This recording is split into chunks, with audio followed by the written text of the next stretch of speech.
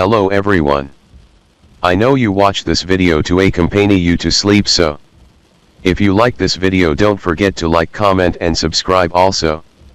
Don't forget to tell me where you are from and what time you watch this video. You know, not every truth stays buried, and some secrets refuse to stay hidden. Tonight, hear a story that won't just chill your spine, it'll shatter your sense of safety. Let's jump into the story. Story 1. It's a cybercrime story. Let's get started. The postman only rang once. Curtis Green was at home, greeting the morning with 64 ounces of Coca-Cola and powdered mini donuts. Fingers frosted synthetic white, he was startled to hear someone at the door. It was 11 a.m., and surprise visits were uncommon at his modest house in Spanish Fork, Utah, a high desert hamlet in the shadow of the Wasatch Mountains. Green ambled over, adjusting his camouflage fanny pack. At 47 his body was already failing him. He was overweight, with 4 herniated discs, a bum knee, and gleaming white dental implants. To get around he sometimes borrowed his wife's pink cane.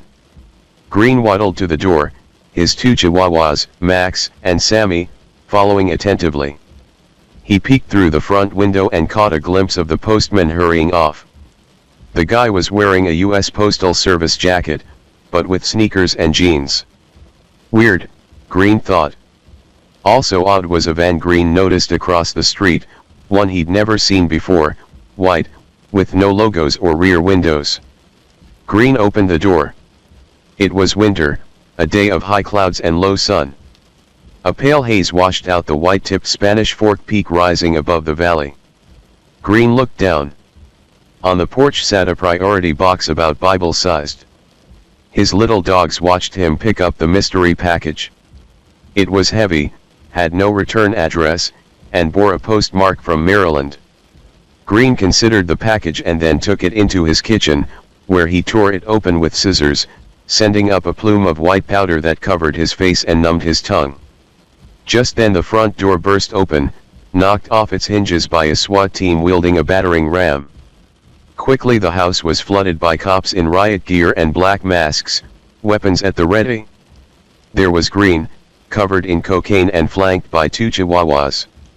On the floor, someone yelled. Green dropped the package where he stood. When he tried to comfort his pups, a dozen guns took aim. Keep your hands where we can see them. Officers cuffed Green on the floor while fending off Max, the older chihuahua, who bared his tiny fangs and bit at their shoelaces. Splayed out on the carpet, Green was eye level with dozens of boots. A large tactical team SWAT and DEA agents fanned out through the house. He could hear things crashing, some officers yelling, others whispering to each other. He looked at the busted door and thought, man, that thing was unlocked.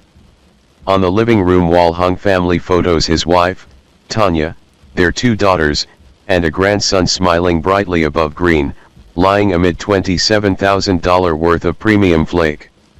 The package was stamped with a red dragon, the symbol for high-quality Peruvian. Over the whole scene was a needlepoint that said, if I had known you were coming, I would have cleaned up. Excited by the company, little Max stopped shaking just long enough to crap right in the living room. The fact was, Green wasn't just your average Mormon grandpa. Over the past few months he had been handling customer service for the massive online enterprise called Silk Road. It was like a clandestine eBay, a digital marketplace for illicit trade, mostly drugs. Green, under the handle chronic pain, had parlayed his extensive personal narcotics knowledge. He'd been on pain meds for years into a paying gig working for the site. Silk Road was hidden in the so-called dark web, a part of the internet that's invisible to search engines like Google. To access Silk Road you needed special cryptographic software. Combining an anonymous interface with traceless payments in the digital currency Bitcoin, the site allowed thousands of drug dealers and nearly 1 million eager worldwide customers to find each other and their drugs of choice in the familiar realm of e-commerce. For a brief time, from 2011 to 2013, it was a wild success. In that relatively short span, Silk Road managed to rack up, depending on how you count, more than $1 billion in sales. Which is why Green found himself surrounded by an interagency task force. He had been hired by Dread Pirate Roberts, the mysterious figure at the center of Silk Road. DPR, as he was often called, was the proprietor of the site and the visionary leader of its growing community. His relatively frictionless drug market was a serious challenge to law enforcement, who still had no idea who he or she was or even if DPR was a single person at all. For over a year, agents from the DEA, the FBI, Homeland Security, the IRS, the Secret Service, and U.S. Postal Inspection had been trying to infiltrate the organization's inner circle. This bust of Green and his chihuahuas in the frozen Utah desert was their first notable success. The feds got Green on his feet. They had a lot of questions, starting with why he had $23,000 cash in his fanny pack and who was on the other end of the encrypted chat dialogues on his computer. Green said, improbably, that the money was his tax return. He also asked for his pain medication. Instead they escorted him to the door and into a squad car, informing him that he'd be booked for possession of 1,092 grams of cocaine with intent to distribute. "Don't take me to jail," Green pleaded. "He knows everything about me." Later, under interrogation, Green told the skeptical agents that to charge him and make his name public was a potential death sentence. "Dread Pirate Roberts was dangerous," he said. "This guy's got millions. He could have me killed." Ross Ulbricht was deep into his regular drum circle when he spotted her. As Ross slapped the hide on his gem, a West African drum, Julia V sat across the circle. She had a head full of curls, light brown skin, and dark brown eyes. The drum circle was assembled on a lawn at Penn State, where in 2008 Ross was working toward a master's degree in materials science and engineering. Julia was 18, a free-spirited freshman, and when she noticed Ross she felt a powerful attraction. Not long after, Julia visited Ross' campus office, where they couldn't help but kiss and fall into a carnal heap on the floor. Both were smitten. Ross studied crystallography, working on thin film growth. One day he made a large, flat blue crystal, affixed it to a ring, and gave it to Julia. She had no idea how her boyfriend could make a crystal, but she knew she was in love. Ross had grown up in Austin, Texas, and had always been smart and charming. He'd been the kind of kid who was an Eagle Scout and let his friends give him a mohawk on a whim. He was raised in a tight family. They'd spend summers in Costa Rica.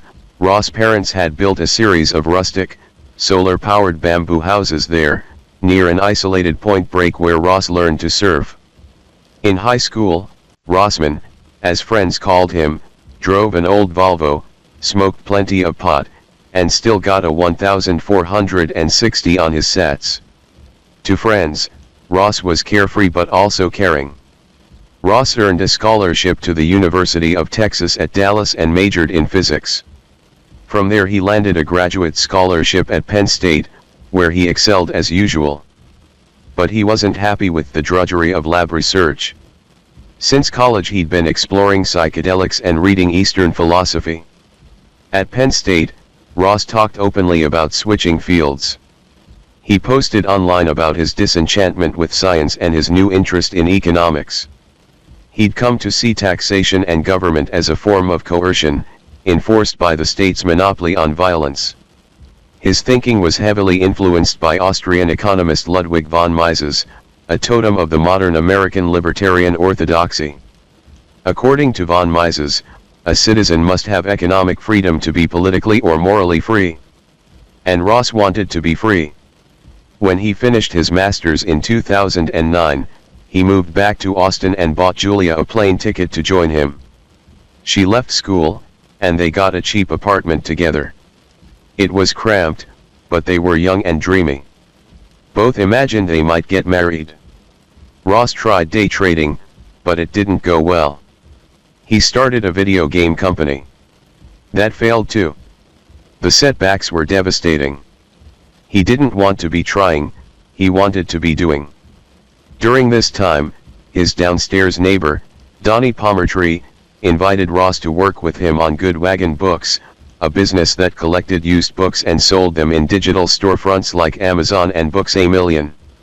Ross built Good Wagon's website, learned inventory management, and wrote a custom script that determined a book's price based on its Amazon ranking. In his spare time Ross read, hiked, improved his yoga, and, as Julia fondly recalls, had lots and lots of great sex. But they also argued about politics. She was a Democrat, money, what he called frugal, she called cheap, and their social life, she partied more than he did. Their relationship turned stormy, with frequent breakups. In the summer of 2010, they split up yet again. He was heartbroken, later telling a woman he met on OkCupid how he'd recently been in love and was trying to get over it. Ross was adrift. I went through a lot over the year in my personal relationships, he wrote in a journal on his computer, a kind of self-assessment of life goals. I had left my promising career as a scientist to be an investment advisor and entrepreneur and came up empty-handed. Ross felt ashamed, but not long afterward Pomertree got a job in Dallas, leaving Good Wagon to Ross. For years, all he'd wanted was to be in charge of something. Now he was. In the Good Wagon warehouse, Ross oversaw 5 part-time college students sorting, logging, and organizing the 50,000 books on shelves he built himself. That December was Good Wagon's best month, clearing 10 grand. But by the end of 2010, the new CEO of Good Wagon was looking beyond the book business. During his forays into trading, Ross had discovered Bitcoin, the digital cryptocurrency. The value of Bitcoin based only on market factors, unattached to any central bank aligned with his advancing libertarian philosophy. On his LinkedIn page, Ross wrote that he wanted to use economic theory as a means to abolish the use of coercion and aggression amongst mankind. To that end Ross had a flash of insight.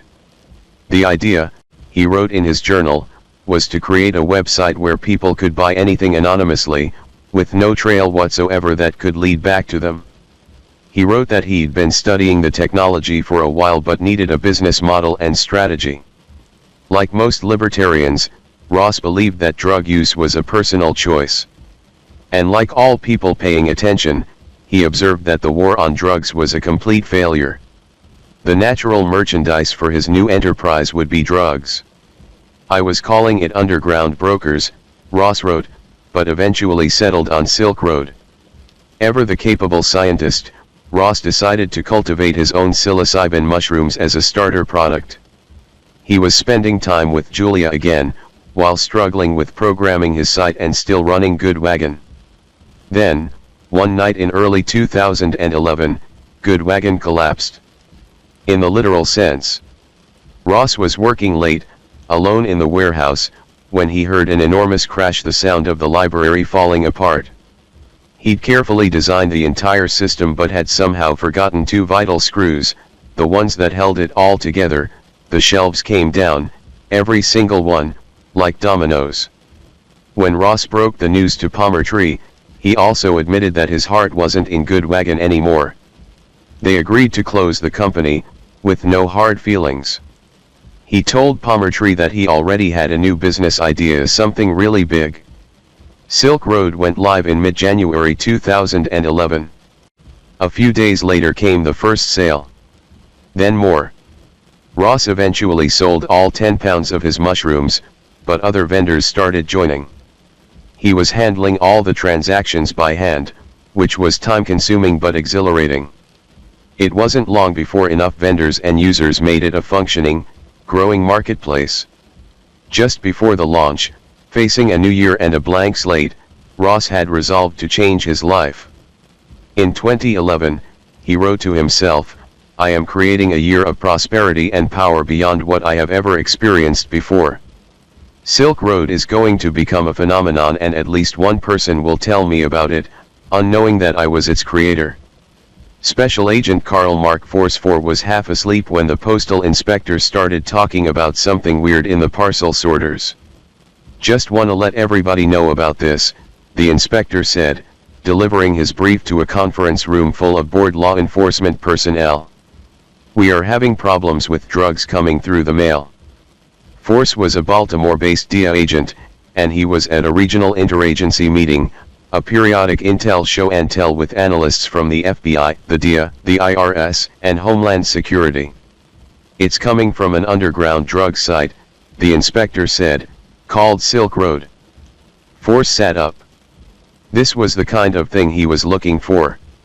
He had burned out on the grind of arresting street dealers.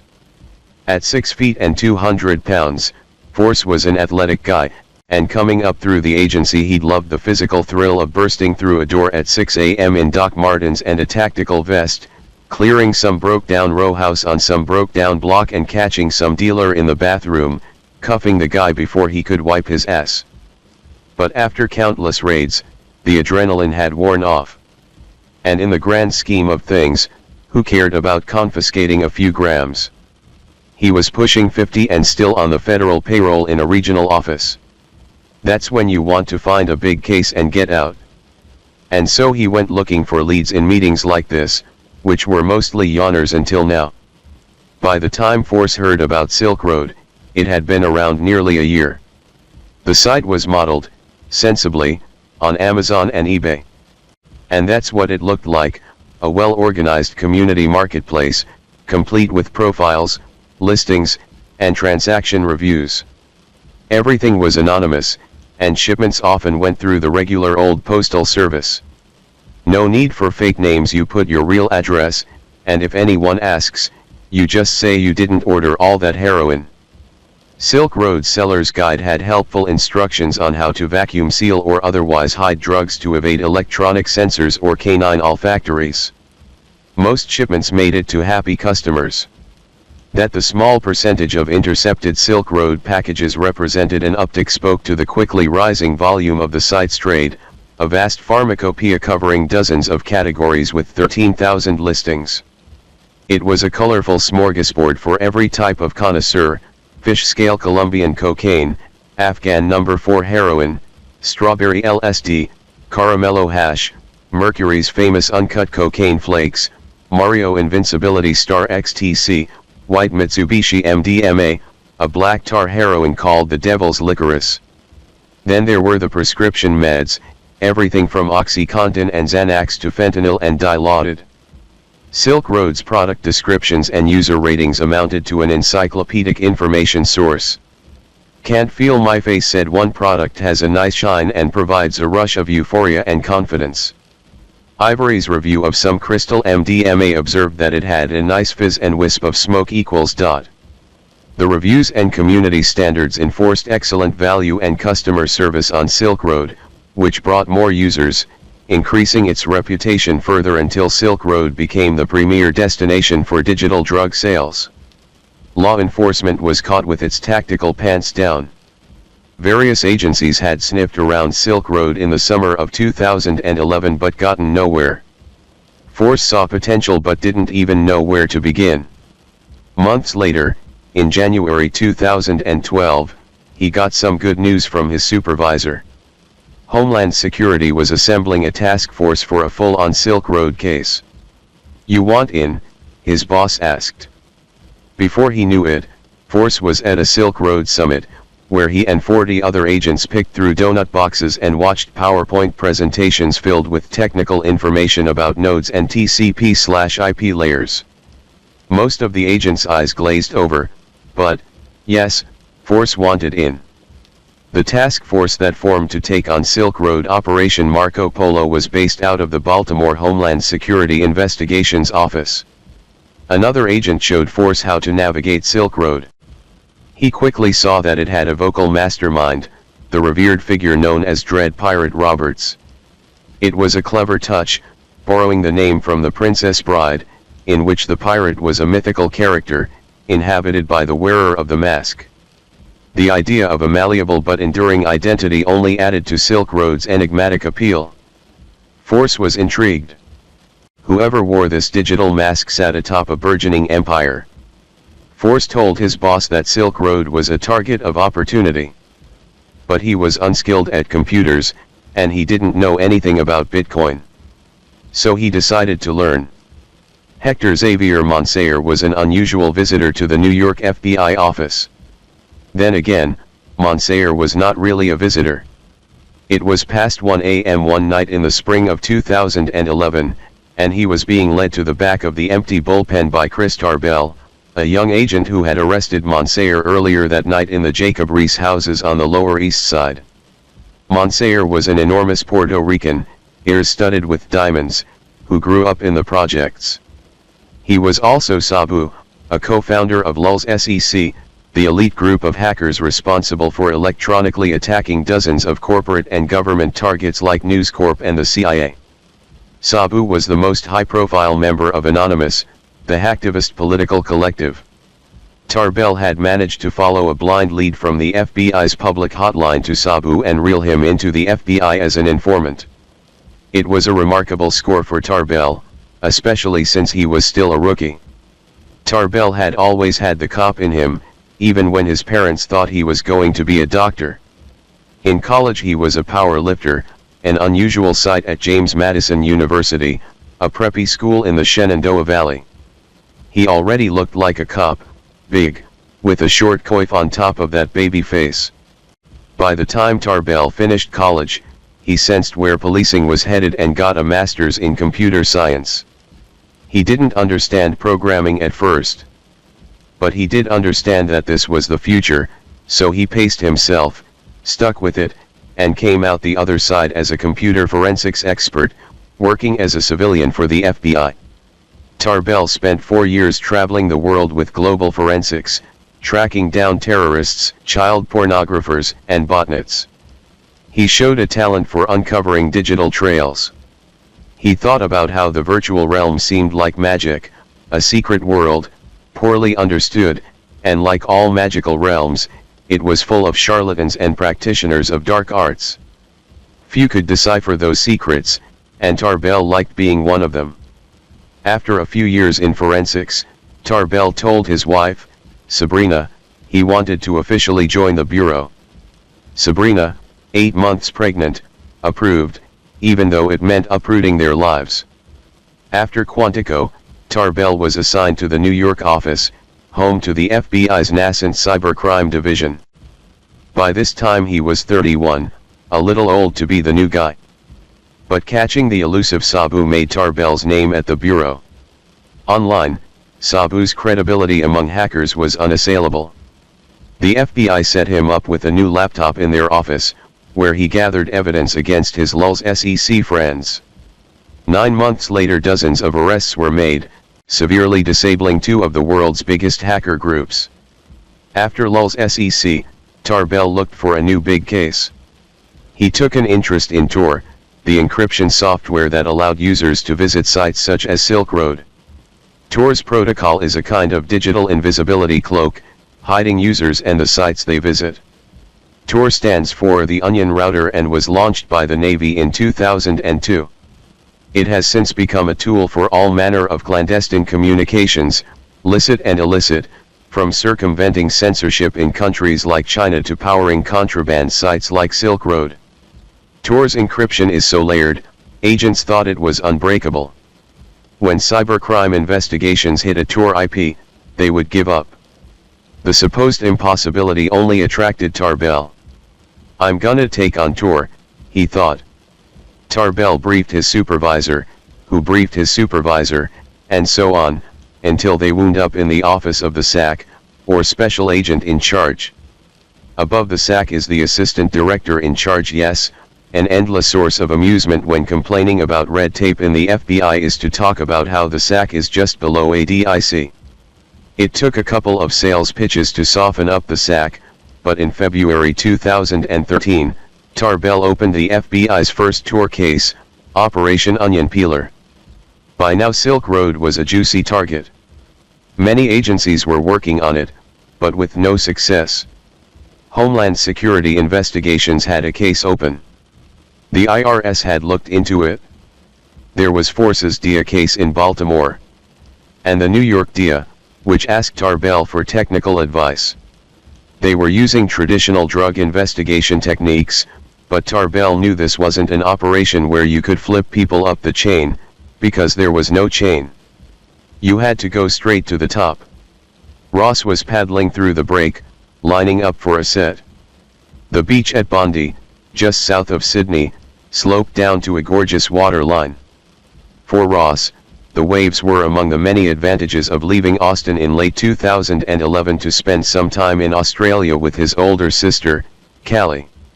He quickly made friends there, a lively group that went out drinking, invited him to warehouse parties, and met up to go surfing. Ross had worked that morning but was in the water by afternoon. It was nice, the portable life. And it was made possible by his flourishing online drug bazaar.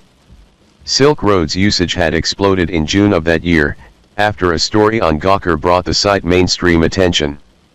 After that, traffic grew so fast that Ross needed technical support to maintain the site, deal with transactions, and add features like automatic payments and a better feedback system. He'd been doing it all himself, learning on the fly, programming automated transactions and using CodeIgniter to write and rewrite the site after a benevolent hacker alerted him to some major flaws. "This is amateur shit," the hacker had said. His homespun efforts worked, miraculously, but Ross lost sleep over it.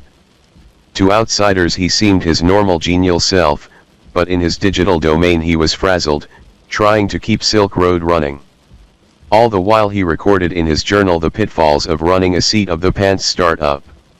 And yeah, that was yet another learning curve, configuring and running a LAMP server, oh joy.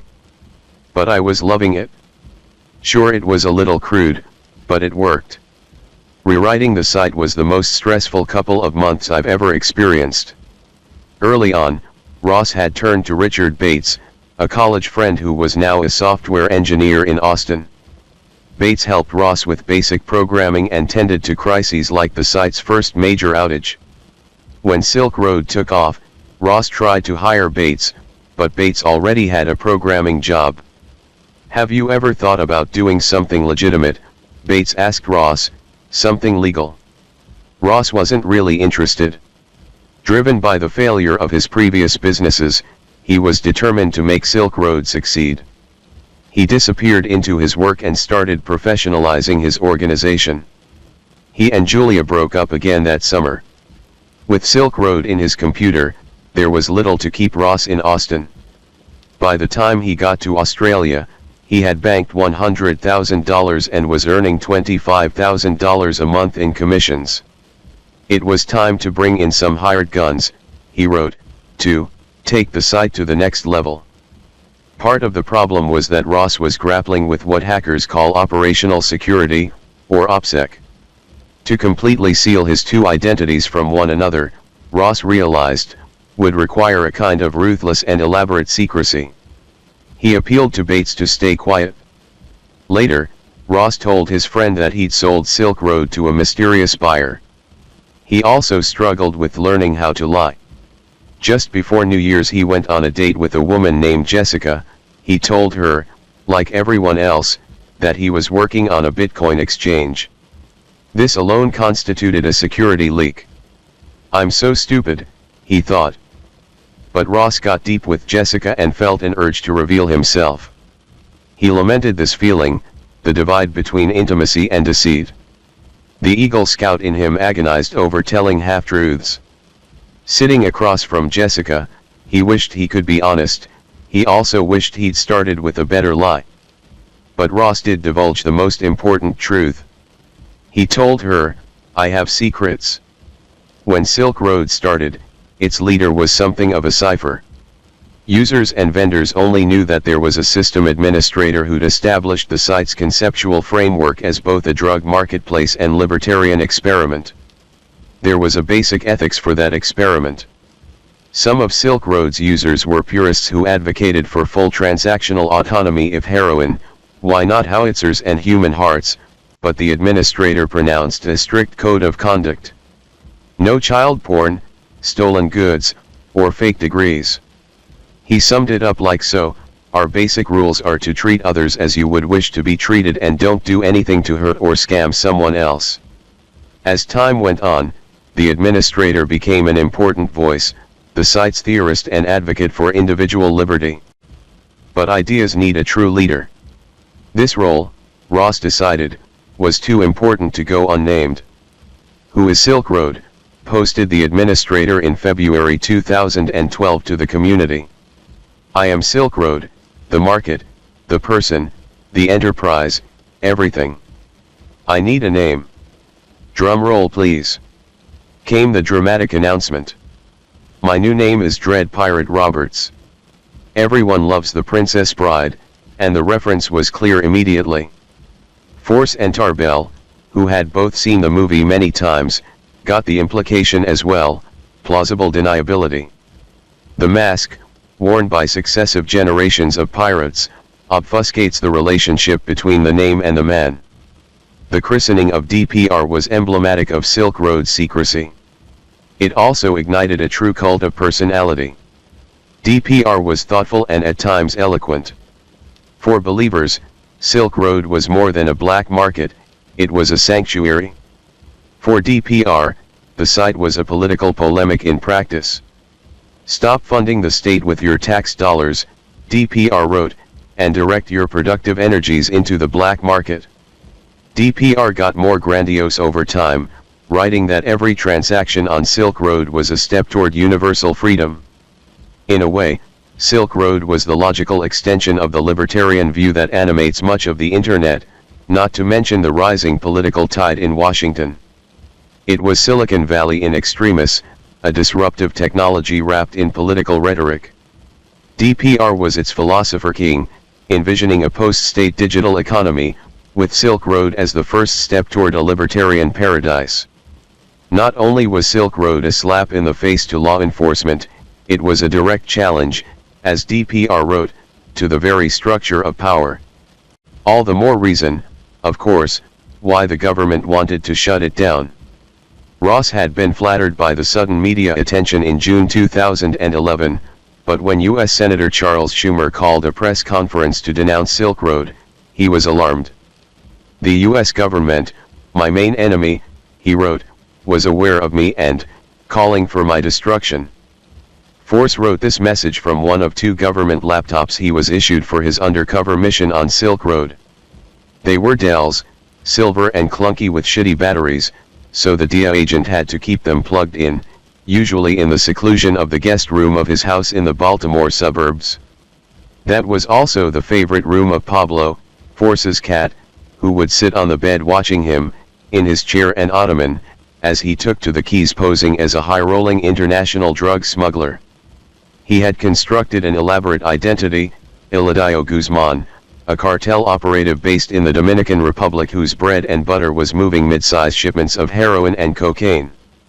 For Guzman's Silk Road screen name, Force chose Nob, after the biblical city where David obtains the sword of Goliath. Oh, and the Guzman character was blind in one eye. So Force put on a hoodie and an eye patch and had his 10-year-old daughter take his profile picture. In the photo, Force, aka Guzman, aka Nob, held up a sign, "All Hail Nob." Force knew how to put together a backstory from his years in undercover. As a young agent, he'd been on the front lines of the drug war. He grew out his hair, put bronze hoops in his ear, and inked a huge tribal piece on his back. He said he worked in construction while looking for leads in down-and-out bars, like the Purple Pig Pub in Alamosa, Colorado, the gateway to the Great Sand Dunes and also the gateway to the Rocky Mountain route for Mexican meth. Putting himself in the mindset of a smuggler, Force saw Silk Road's strength as communications and distribution. Hence his big opening gambit. For Guzman, Silk Road offered the opportunity for covert vertical integration from wholesale to retail. Force hoped he'd get a quick response, and he did. The day after Nob's proposal, Dread Pirate Roberts wrote, "I'm open to the idea. What did you have in mind?" Tarbell was at work, on the 23rd floor of the New York FBI office, early as usual. He was the kind of guy who wanted to be first in the office. Always had been, ever since college, when he started organizing his whole life on spreadsheets. Tarbell and Sabrina's first date is still on an Excel worksheet somewhere, as is everything that's happened since: calendar, bills, weight goals, daily run. Tarbell's father-in-law, a longtime Marine, thought Tarbell was the most regimented person he'd ever met. Tarbell set his alarm for 4:30 a.m., hit the gym by 5, and was showered and seated at his desk by 7 a.m. sharp. Tarbell and his fellow cybercops occupied a couple of dozen spots toward the back of the bullpen, fanned out around a core group of desks called the Pit. This was prime real estate, where the cool kids among the FBI's computer clique sat. When Tarbell started, he was sitting 2 desks and an aisle away, way over by the windows. But during the lul's SEC investigation, a coveted desk opened up and he leapfrogged right into the center of the Pit. Tarbell liked his new colleagues, especially Ilwan Yum. As a kid, Yum moved from Korea to Long Island, where he got into video games and later learned about networking and packets from playing competitively in college. Yum would become vital to the Silk Road case because he was the squad's Bitcoin specialist. He'd gone to the first Bitcoin conference, in August 2011 in New York. From a law enforcement perspective, Bitcoin screamed money laundering. But technologically, Yum thought the protocol was, simply, beautiful. Across from Yum was Tom Kiernan. He'd been in the Pit the longest, 17 years, nearly since the DOS era, when he started at the bureau as a civilian tech support guy, responding when agents' printers stopped working. Kiernan just understood machines, backward and forward, and became the spine of the cyber squad. He'd seen every case and knew all, like the Pit's very own Oracle, just the guy Tarbell needed to help probe Silk Road's defenses. Tor was a vexing problem. Tarbell thought it had benefits, but he also believed that all technologies could have their purposes corrupted. In a criminal context, as with Silk Road, Tor made classic law enforcement knocking on doors, interviewing witnesses, making deals nearly useless. Sure, you might start to piece together the network or get closer to DPR, but you'd still have only usernames. This was not a people case, Tarbell thought. This was a computer case. The path to DPR was through his server. Finding it was a fearsome technical challenge. Out of 1.5 billion computers in the world, Tarbell started to think about just one machine, day after day. It could be anywhere. He was looking for a nanowire in a haystack. Back in Baltimore, Force was fluffing pillows. This was his habit in the evening, a way to clear his mind before getting on Silk Road as Nob. For the first couple of weeks, Nob pushed his big Silk Road investment scheme. But DPR declined, saying essentially, this operation is bigger than you think. And it was, because Silk Road worked extremely well. DPR's robust stewardship was paying off. To protect against scammers, he created a Silk Road escrow, where all transactions would be held until settled. DPR wanted to create what he called a center of trust, and it was this centralized payment structure that enabled Silk Road to really take off. So when Nob offered to buy the operation, DPR countered with quite a price, $1 billion. Nob scoffed. But in fact, DPR's number might have been low. The scale of Silk Road commissions over the next year would in fact qualify DPR as one of the biggest entrepreneurs of the second internet boom. Besides, he told Nob, this is more than a business to me. It's a revolution and is becoming my life's work. In essence, DPR faced a classic founder's dilemma. It would not be easy to pass the baton without hurting the enterprise, he messaged Nob. And right now that is more important to me than the money. Force kept communication with DPR alive by talking about creating a parallel site for Cardinals, a pro version called Masters of Silk Road. He spent many nights in his guest room, Pablo purring by his side, forging a camaraderie with DPR through the intimacy of late-night tour chat. At times they sounded like college kids getting to know each other in the freshman dorm. The food pyramid is bullshit, DPR said, encouraging Nob to go paleo. Nob advised DPR against seeing the latest Batman, invited him to LA for tacos, and talked about how much Latinos like the Smiths. DPR had never heard of the Smiths. But otherwise, Force's mysterious new pen pal was appropriately cagey. He didn't want to meet up for tacos. For some reason, Force always imagined DPR as a skinny white kid, probably on the West Coast based on his active hours. Force liked him, this kid he had in mind as DPR. He enjoyed getting deep into the culture of Silk Road. It reminded him of his undercover days. He thought about DPR, living a double life, and the allure and danger of taking on a new identity. Force had seen it firsthand in his years in undercover. He came to love being that criminal operator big shot. But a new self comes with a price. The more Force pretended and partied, the easier it was to inhabit the part. At home he was the clean-cut, church-going dad. But when he was at some nightclub hunting for drug deals, liquor flowing, surrounded by girls, it was hard to believe just how comfortable he felt. Eventually Force stopped drinking and recommitted himself to church. He'd been a hot undercover agent, but he left behind the double life that nearly destroyed him. That's how he wound up in the Baltimore office, living in a suburban two-story with a big, solid oak tree in the backyard.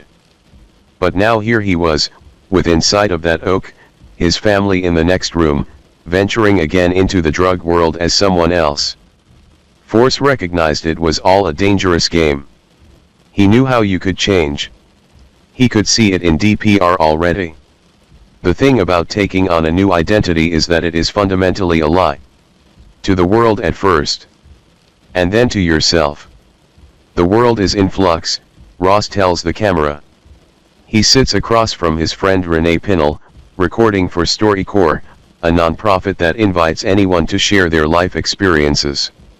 Ross and Renee thought the world should know more about them, so they entered the StoryCorps booth, closed the door, and spent half an hour with each other and the camera. In this recording, Ross is contemplative. He lives in San Francisco now. It has been a revelation. He is awed by the beauty and the entrepreneurial energy. He came at the invitation of Renee, whom he'd known since 7th grade.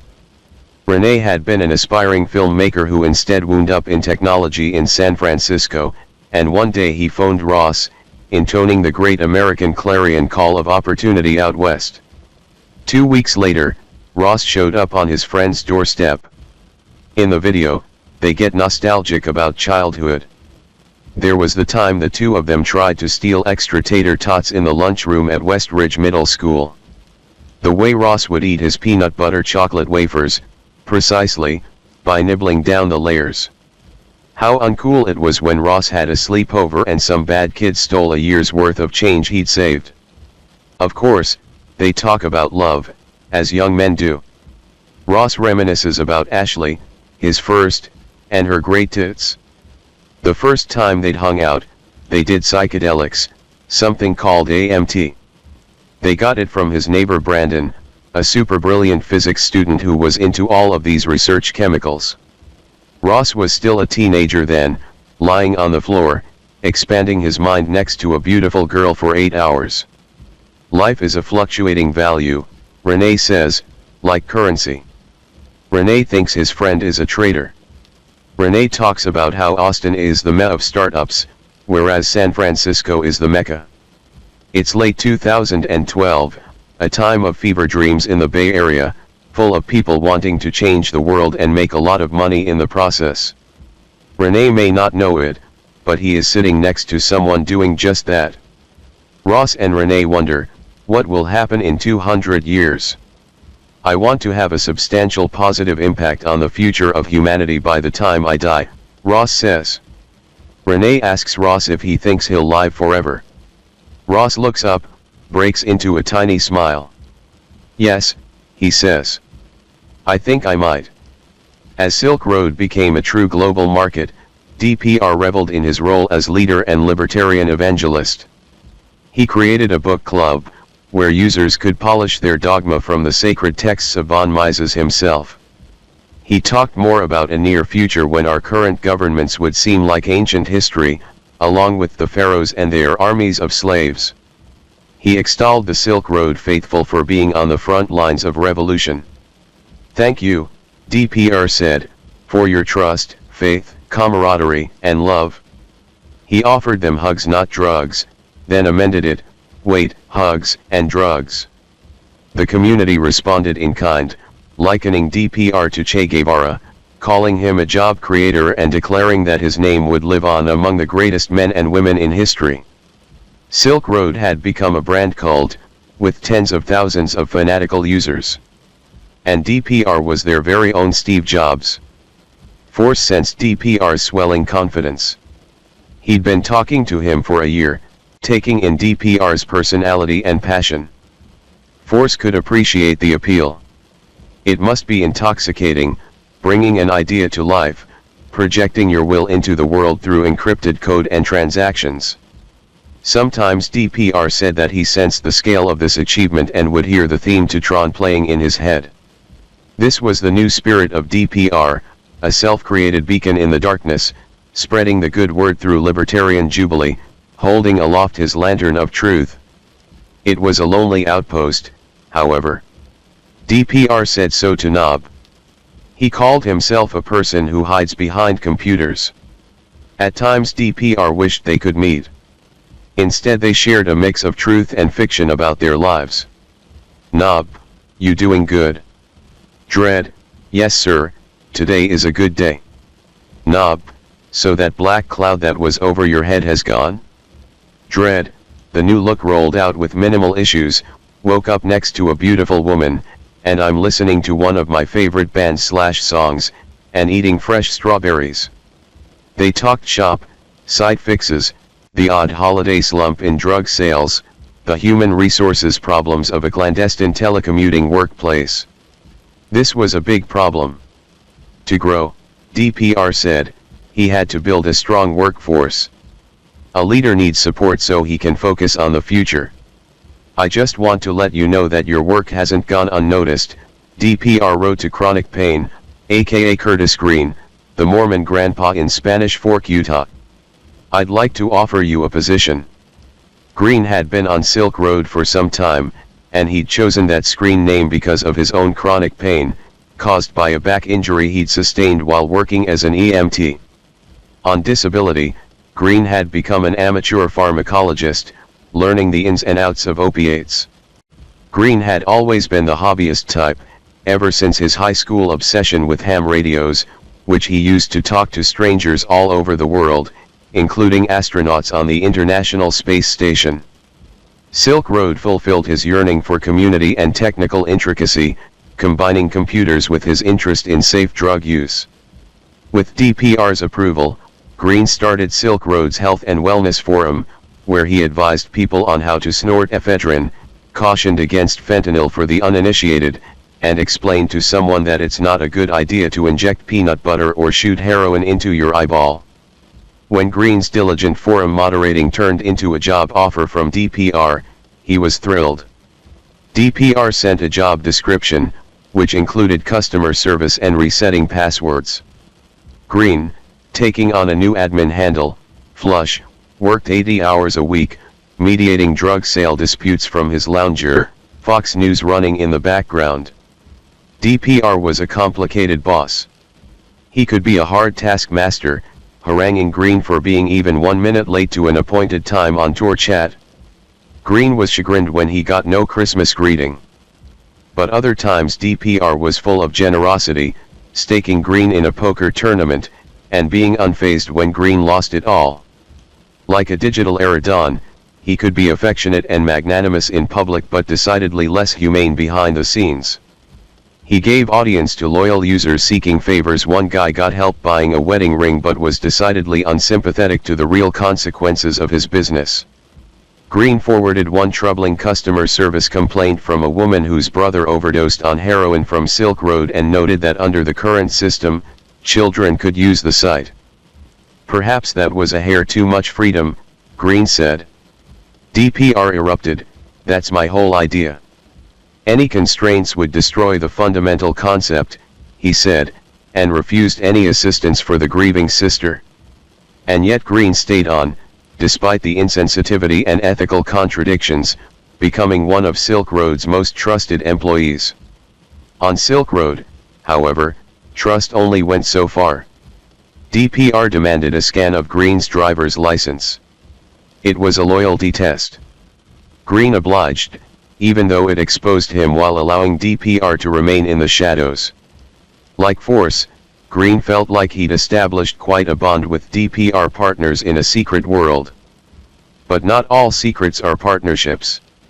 No matter how close Green or Force or anyone else got to DPR, no one had any idea who he was. Tarbell had 3 computers on his desk, as did Kiernan and Yum.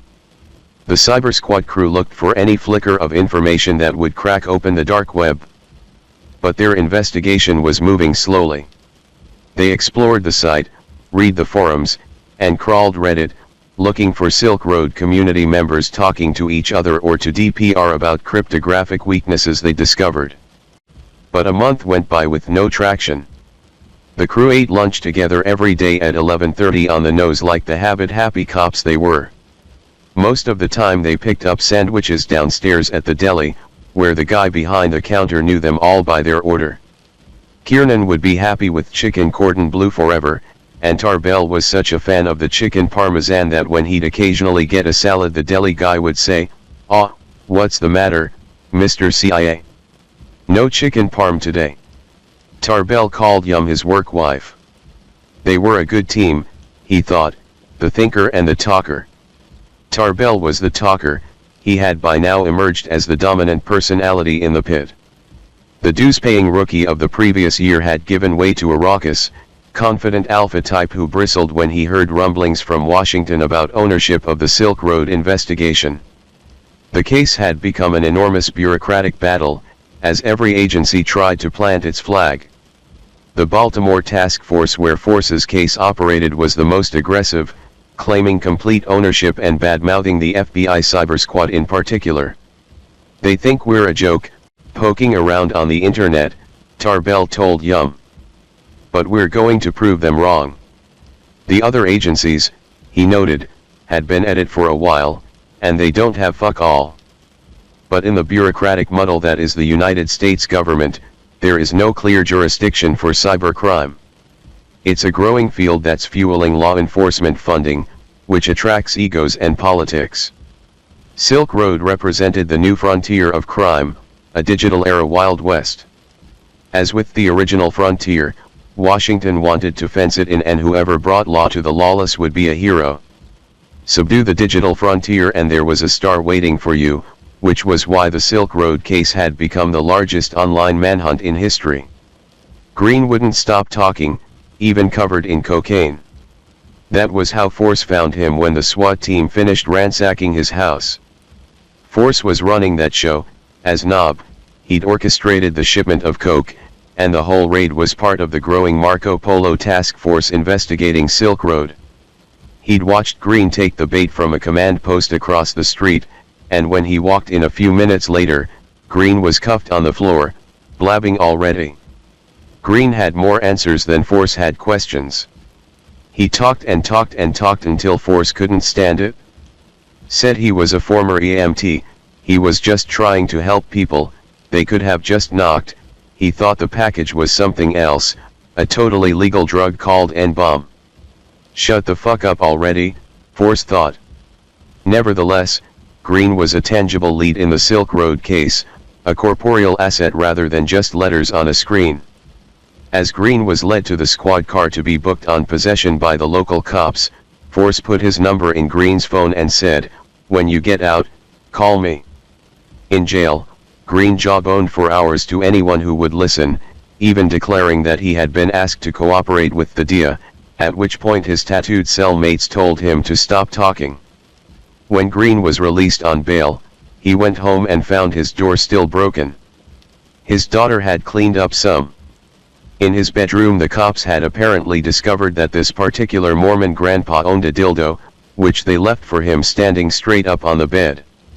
Home alone with his 2 chihuahuas, Green cried like a baby. "I'm a good little Mormon boy," he said to himself. His thoughts grew dark. He loaded his dad's .32. Then he looked down the barrel and threw it across the room. Green would be the first to admit that he was too chicken shit for suicide. He ran into the living room and threw himself onto the couch, where his chihuahuas joined him, licking his face while he fell to his knees to pray. Eventually Green decided to get up, get his phone, and call DIA Special Agent Carl Force. It wasn't until Force spent some time on Green's computer and saw DPR's messages, "Why aren't you clearing out your accounts? Get back to me ASAP," that he realized they'd caught a big fish in their net. This guy was a DPR lieutenant. Force mobilized quickly, working with the task force to put Green up in a Salt Lake City Marriott and debrief him. But DPR was jittery, and he'd noticed that his trusted admin had been offline for a few days. A Google search revealed that Green had been arrested, and DPR suspected he would flip. Moreover, he got a message from another employee, Inigo, that $350,000 in bitcoins had just disappeared from various accounts. Inigo quickly traced the theft to Green's admin identity. DPR went into crisis mode, communicating with his confidants, scrambling for a solution. "This will be the first time I have had to call on my muscle," he told Inigo. "Fucking sucks." Moments later, DPR messaged Knob that he had a problem in Utah that required violence. According to the backstory Force had created for Knob, his criminal repertoire included enforcement and collection talents, so he acted the part. Sitting in the Marriott, Force received a PDF of the target, opened it, and discovered a scan of Green's driver's license photo. Then he looked across the table, where at that very moment Green was half asleep. "Well, this sure is an opportunity," Force thought. "Knob, do you want him beat up?" "Shot, just paid a visit." "Dread, I'd like him beat up, then forced to send the bitcoins he stole back." "Dread, not sure how these things usually go." Green claimed he hadn't stolen any bitcoins and protested that the task force had had his computer when the money went missing. But Force didn't want to talk about the money. He used DPR's request to construct an elaborate plan. "Dread, how quickly do you think you can get someone over there? And what does that cost you?" Force got Green to sign a waiver, thereby commencing his role in an impromptu stage torture sting against DPR. Soon Green was being dunked in the bathtub of a Marriott suite by phony thugs who were in fact a Secret Service agent and a Baltimore postal inspector. Force recorded the action on a camera. "Did you get it?"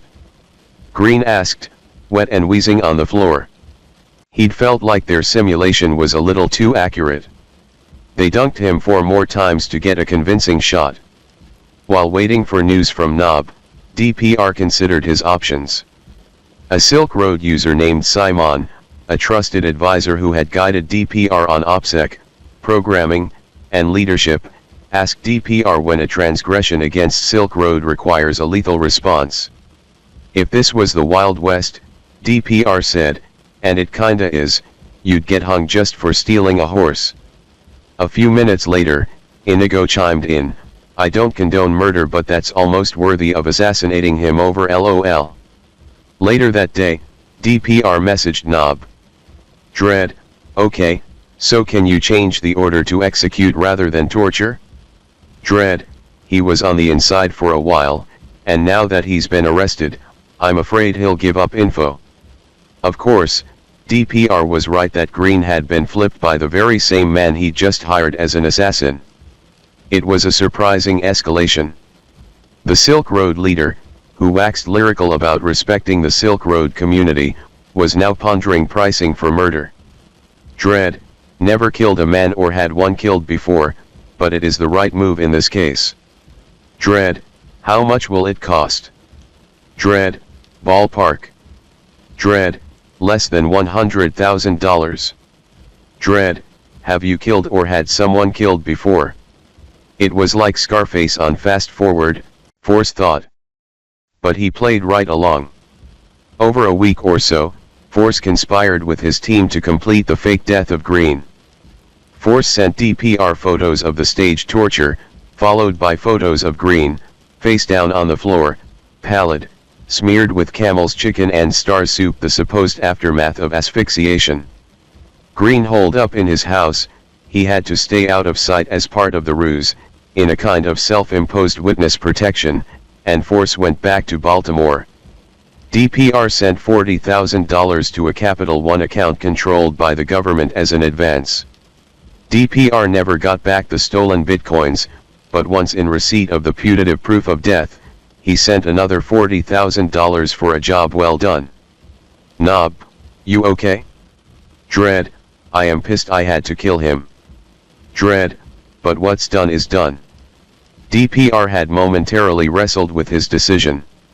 He had talked to Inigo about how he just wishes the best for people, and loves them in the libertarian spirit, even green, in flagrante delicto, but ultimately concluded that his AWOL employee had become too much of a liability. And so, DPR's principled, technological stand against the war on drugs slid into murder. Like so many revolutionaries before him, the idealist became an ideologue, willing to kill for his beloved vision. At one point, DPR corrected Inigo that this action was not revenge, it was justice, a new justice, according to the law of the Silk Road. Back in Baltimore, sitting in his guest room with Pablo, Force thought about DPR's shift. He wondered, what changed? DPR was asking himself the same question. Moral choices blur when your identity is shifting. This was the irony behind the very idea of the Dread Pirate Roberts moniker, an inherent danger that the wearer would become the mask. Unmoored, DPR sensed that he was in a state of becoming. Knob, what have you learned? Dread, well, I'm also learning who I am. I don't think this will be the hardest thing I'll have to do. Knob, what could be harder? Dread, I don't know.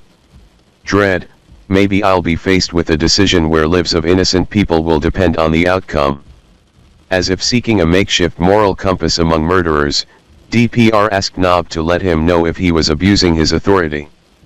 That is what friends are for. Knob replied.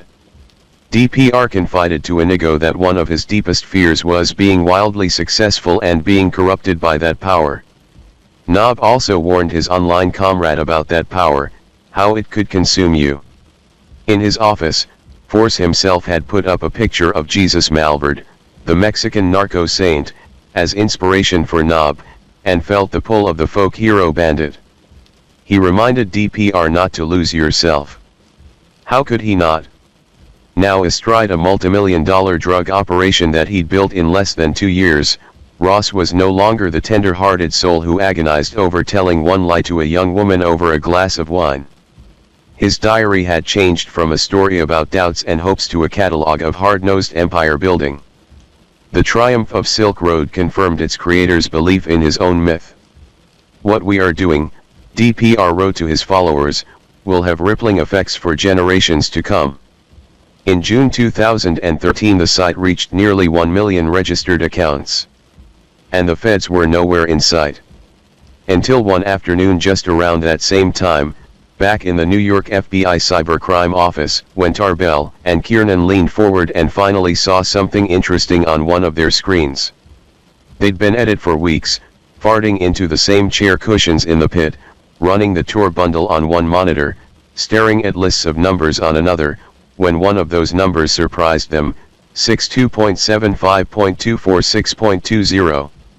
They looked at each other in disbelief and then back at the terminal, which was displaying the true IP address of the Silk Road server. The descent was stunning. Chris Tarbell, a special agent from the New York FBI office, was in a window seat, watching a green anomaly in a sea of blue as it resolved into Iceland's severe, beautiful landscape. On approach to Keflavik International Airport, he could now see the city of Reykjavik coming into view. And just beyond that, perched on the edge of a moss-covered lava field, the massive matte white box that housed the Thor data center. That's why Tarbell and 2 U.S. attorneys had come all this way. Thor was the home of a computer with a very important IP address, one that Tarbell and his FBI colleagues had discovered back in New York, the hidden server for a vast online criminal enterprise called Silk Road. They'd been working on this case for months, as had federal agents across the country, in a wide-ranging digital manhunt for Dread Pirate Roberts, the mysterious proprietor of Silk Road, a clandestine online marketplace that functioned like an anonymous Amazon for criminal goods and services. Silk Road investigations had been launched by Homeland Security, the Secret Service, and the DEA office in Baltimore, where an agent named Carl Force had been working an undercover identity as a Silk Road smuggler for more than a year. Tarbell and his team, known as Cyber Squad 2, or Cy2 for short, and the Deuce for fun, were relative newcomers to the case. The other agencies had dismissed the FBI, partly because of interagency bluster and partly because the traditional agents who thought casework was all guns and grime and grit had no respect for the eggheads from cybercrime. But in the midst of this enormous law enforcement effort, mostly fruitless so far, Tarbell and Cy2 had found the first promising lead in the case. Cybercrime agents spend a lot of time at their desks, and it was exciting to be in the field. Down below they could see Iceland's fierce geology, all jutting rock built up from the water by volcanoes. Beneath the surrounding ocean are the massive cables that make the country an important location for web traffic. The island is nearly equidistant between North America and Europe, and its forbidding geography and climate reduce cooling costs and provide free geothermal power. One of the attorneys told Tarbell about Iceland's tectonic forces, the North American and Eurasian plates, slowly tearing open a growing chasm. Really puts you in your place, Tarbell thought. Once on the ground in Reykjavik, Tarbell and the lawyers met with their counterparts and explained why they'd come. Silk Road had eluded law enforcement for almost 3 years because it ran on Tor, a kind of cryptographic camouflage that made it nearly impossible to see the site's users, vendors, or servers. Until Tarbell made a chance discovery. His investigation had started entirely at his desk with virtual gumshoe diligence, poking around Tor's IP publishing protocol and spending time on Silk Road looking for chatter about the site's security. His lucky break came from a thread on Reddit. A user posted a warning that Silk Road's IP address was leaking visible to other computers. Dread Pirate Roberts, or DPR, as he was often called, had been alerted to the problem by a user but ignored the warning. Silk Road's success was making DPR arrogant. He had let down his guard, confidently telling colleagues that the site would never be found. Tarbell threw data at Silk Road, hoping to see the leak.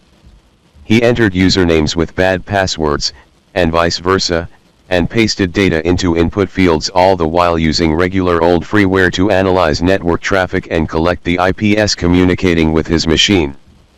Then he tested those. On June 5, 2013, after staring at IP addresses for hours, Tarbell pasted one of them, 193.107.86.49, into a browser, and suddenly there it was, the Silk Road CAPTCHA field. He showed it to fellow agent Ilewanyum and to Tom Kiernan, the civilian computer technician who formed the technical backbone of the Cyber Squad. This was what the team had been waiting for, a misconfiguration somewhere on the site that revealed the real IP address of Silk Road, which Tarbell proceeded to trace all the way to the state-of-the-art facility in Iceland. Tarbell had been to the island nation once before and knew some of the officials at the meeting. There was an Icelandic prosecutor present. Tarbell was mildly distracted by how attractive she was, with her fitted skirt, secretary glasses, and hair in a bun, and an attaché from the U.S. Embassy. It's a delicate thing, making requests of another government. A U.S. attorney had written up an official letters rogatory petition, requesting that Iceland honor the Bureau's investigative requests, but the Icelandic authorities were accommodating, and the meeting was over in an hour. Not long thereafter, an Icelandic police detachment entered the immaculate foyer of the Thor data center. What kind of data center has a foyer? The kind that also has a gleaming glass front and a spotless floor and houses the world's first zero-emission supercomputer. Cybercrime forensics often means untangling wires from machines stuck in some basement. Thor looked like the future. Past the foyer's keycard entry was a former airplane hangar in which sat a double-high shipping container, bright blue with silver ducts, full of servers. Inside were 3 rows of blades lined up floor to ceiling, flashing with blue lights. There was a chill in the air and the thrum of 1,000 fans, all powered by Vulcan forces from the rock below. The Icelandic authorities found the correct box and discovered that it had a mirror drive, a duplicate set of contents. They pulled the mirror, returned to Reykjavik, and handed the drive to Tarbell. And just like that, he was holding Silk Road in his hand. Even on first glance the site's volume was surprising. On July 21, 2013, around the time Tarbell landed in Iceland, DPR's account received 3,237 transfers totaling $19,459, which would give DPR an annualized income of more than $7 million. The data center also kept system logs for 6 months. They could see all the other computers that had recently communicated with this machine. It was an investigative windfall. After returning to New York, Tarbell started unspooling the electronic threads that led from the Iceland machine to computers around the world. They looked at traffic recorded for port 22, the encrypted connection where admins log in, and discovered several non-Tor IPs, a backup near Philadelphia, a hosting proxy server in France, a VPN in Romania. On the wall of the Sci2 computer lab, Tarbell mounted an 8-foot sheet of plotter paper and constructed the classic crime investigation visual, with a skein of lines mapping the complicated relationship of leads and evidence. But rather than the traditional Godfather surrounded by his capos, this chart centered around a server in Iceland and a sprawling cryptographic computer network. Tarbell was a visual thinker. He liked to see the connections. One of those connections was to an IP address that was the last known login to the Silk Road VPN. Next to it Tarbell drew a question mark. A subpoena revealed the IP's physical location: Cafe Luna, Sacramento Street, San Francisco. When Homeland Security agents showed up at Ross Ulbricht's front door in San Francisco, his new roommates were surprised. They thought the quiet guy from Texas who'd just rented their extra room for $1,000 was named Joshua Terry. The agents must have found that interesting, since Joshua Terry wasn't one of the 9 names they'd found in a stash of fake IDs at the Canadian Border Customs Office, all directed to this address and featuring Ross Ulbricht's picture. Ross had moved into this house after leaving Austin, where he'd grown up as a smart kid from a suburban family with an adventurous streak. Ross was handsome, charming, and always an overachiever, studying physics and engineering on scholarships. But he'd abandoned lab work to pursue an idea that brought together his technical smarts, entrepreneurial spirit, and newfound libertarian social philosophy: Silk Road. He'd come west, to the mecca of startups, where he managed his powerful operation in secret. Even though Ross had only recently moved into the sublet in West Portal, a neighborhood of single-family homes and strollers, he'd scored the master bedroom. His roommates thought that the guy named Josh, who had answered their Craigslist ad, was a currency trader. They did think it was weird that he had no cell phone, paid in cash, and was always on his computer. Neither friends nor family had any idea that Ross had a secret alter ego. Online he was Dread Pirate Roberts. Nor did they suspect that the young man who ran what began as a politically motivated black market had become the leader of a criminal organization, a ruthless operator who had decided to kill one of his employees as retribution for theft, and as a sacrifice necessary to protect his political objectives. If Ross was nervous about being discovered when the Homeland Security agents interviewed him, he didn't show it.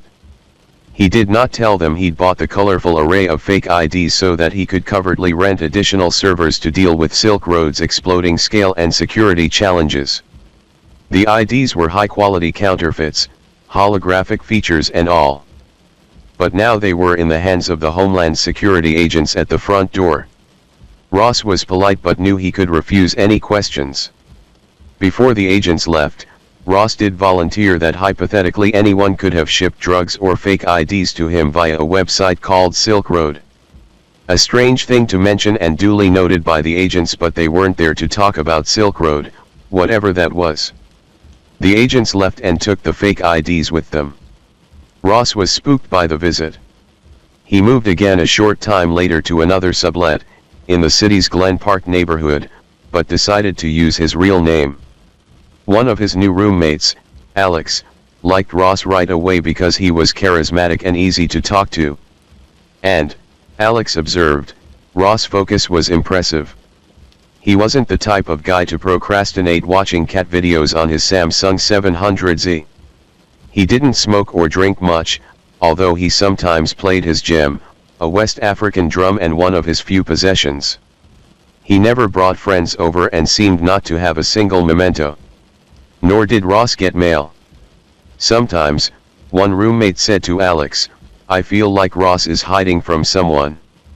Still, they couldn't have guessed that Ross, the new guy in their cheap share who liked giving hugs and hanging out shirtless, was sitting on their garage sale furniture with that Samsung on his lap presiding over a criminal empire. Money is powerful, DPR wrote to the Silk Road faithful, and it's going to take power to effect the changes I want to see. By that time, DPR was a millionaire many times over, but those resources, he told his followers, were for the revolution. Freedom, after all, needs financing. DPR had founded Silk Road as a digital instantiation of the libertarian ideal, a frictionless marketplace where everyone had freedom as long as it didn't impinge on someone else's freedom. For DPR and the community that grew around him, Silk Road was about more than contraband, it was a movement. As Silk Road quickly grew, DPR's pronouncements became more grandiose. He wrote that every single transaction is a victory in weakening the thieving, murderous state. What began as a belief in free choice came to sound like revolutionary dogma. It made for ambitious business plans. DPR wanted to expand his liberty-fueled brand into an empire, with his own Silk Road, affiliated Bitcoin exchange, credit union, and encrypted communication service. Buoyed by quick success, DPR shared the heady enthusiasm of the licit startup world.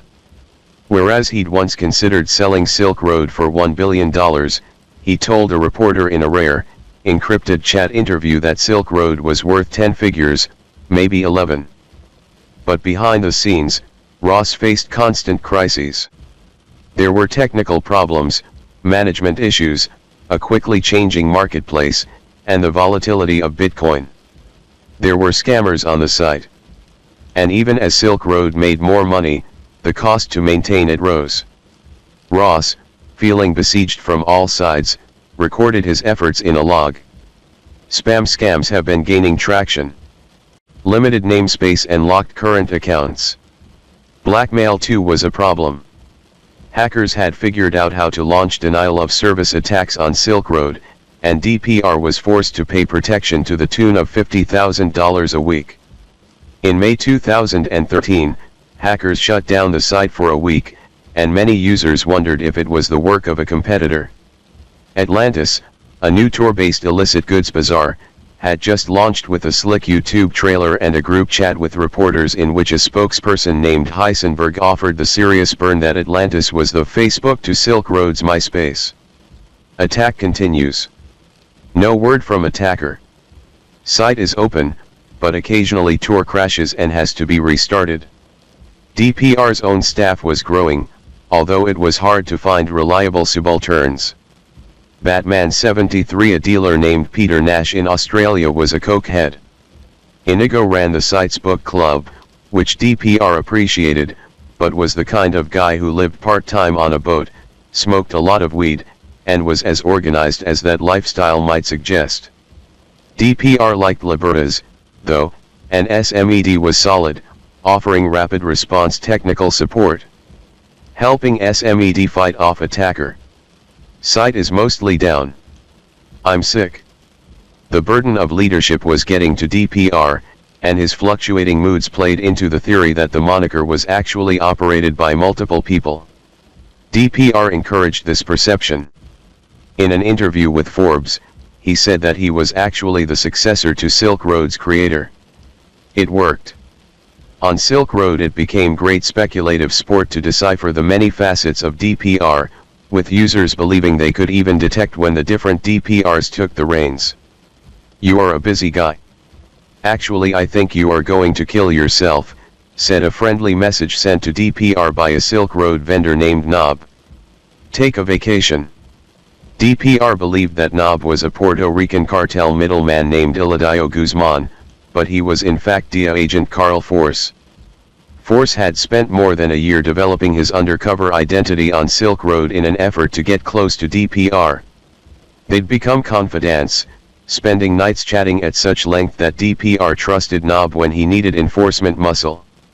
It was Nob whom DPR hired to kill his employee, Curtis Green.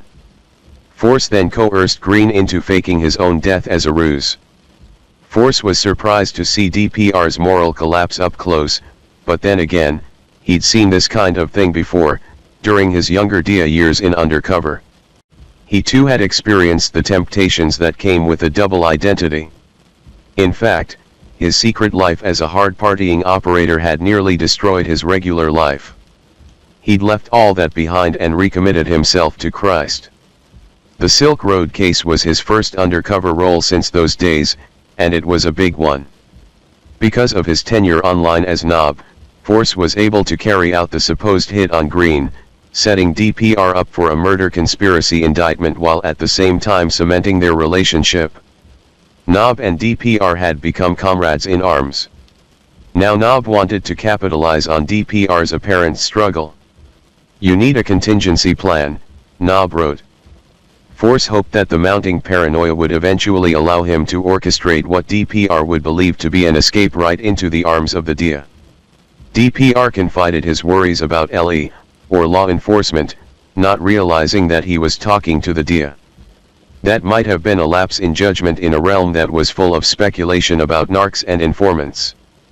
But DPR wanted to believe his friend Nob.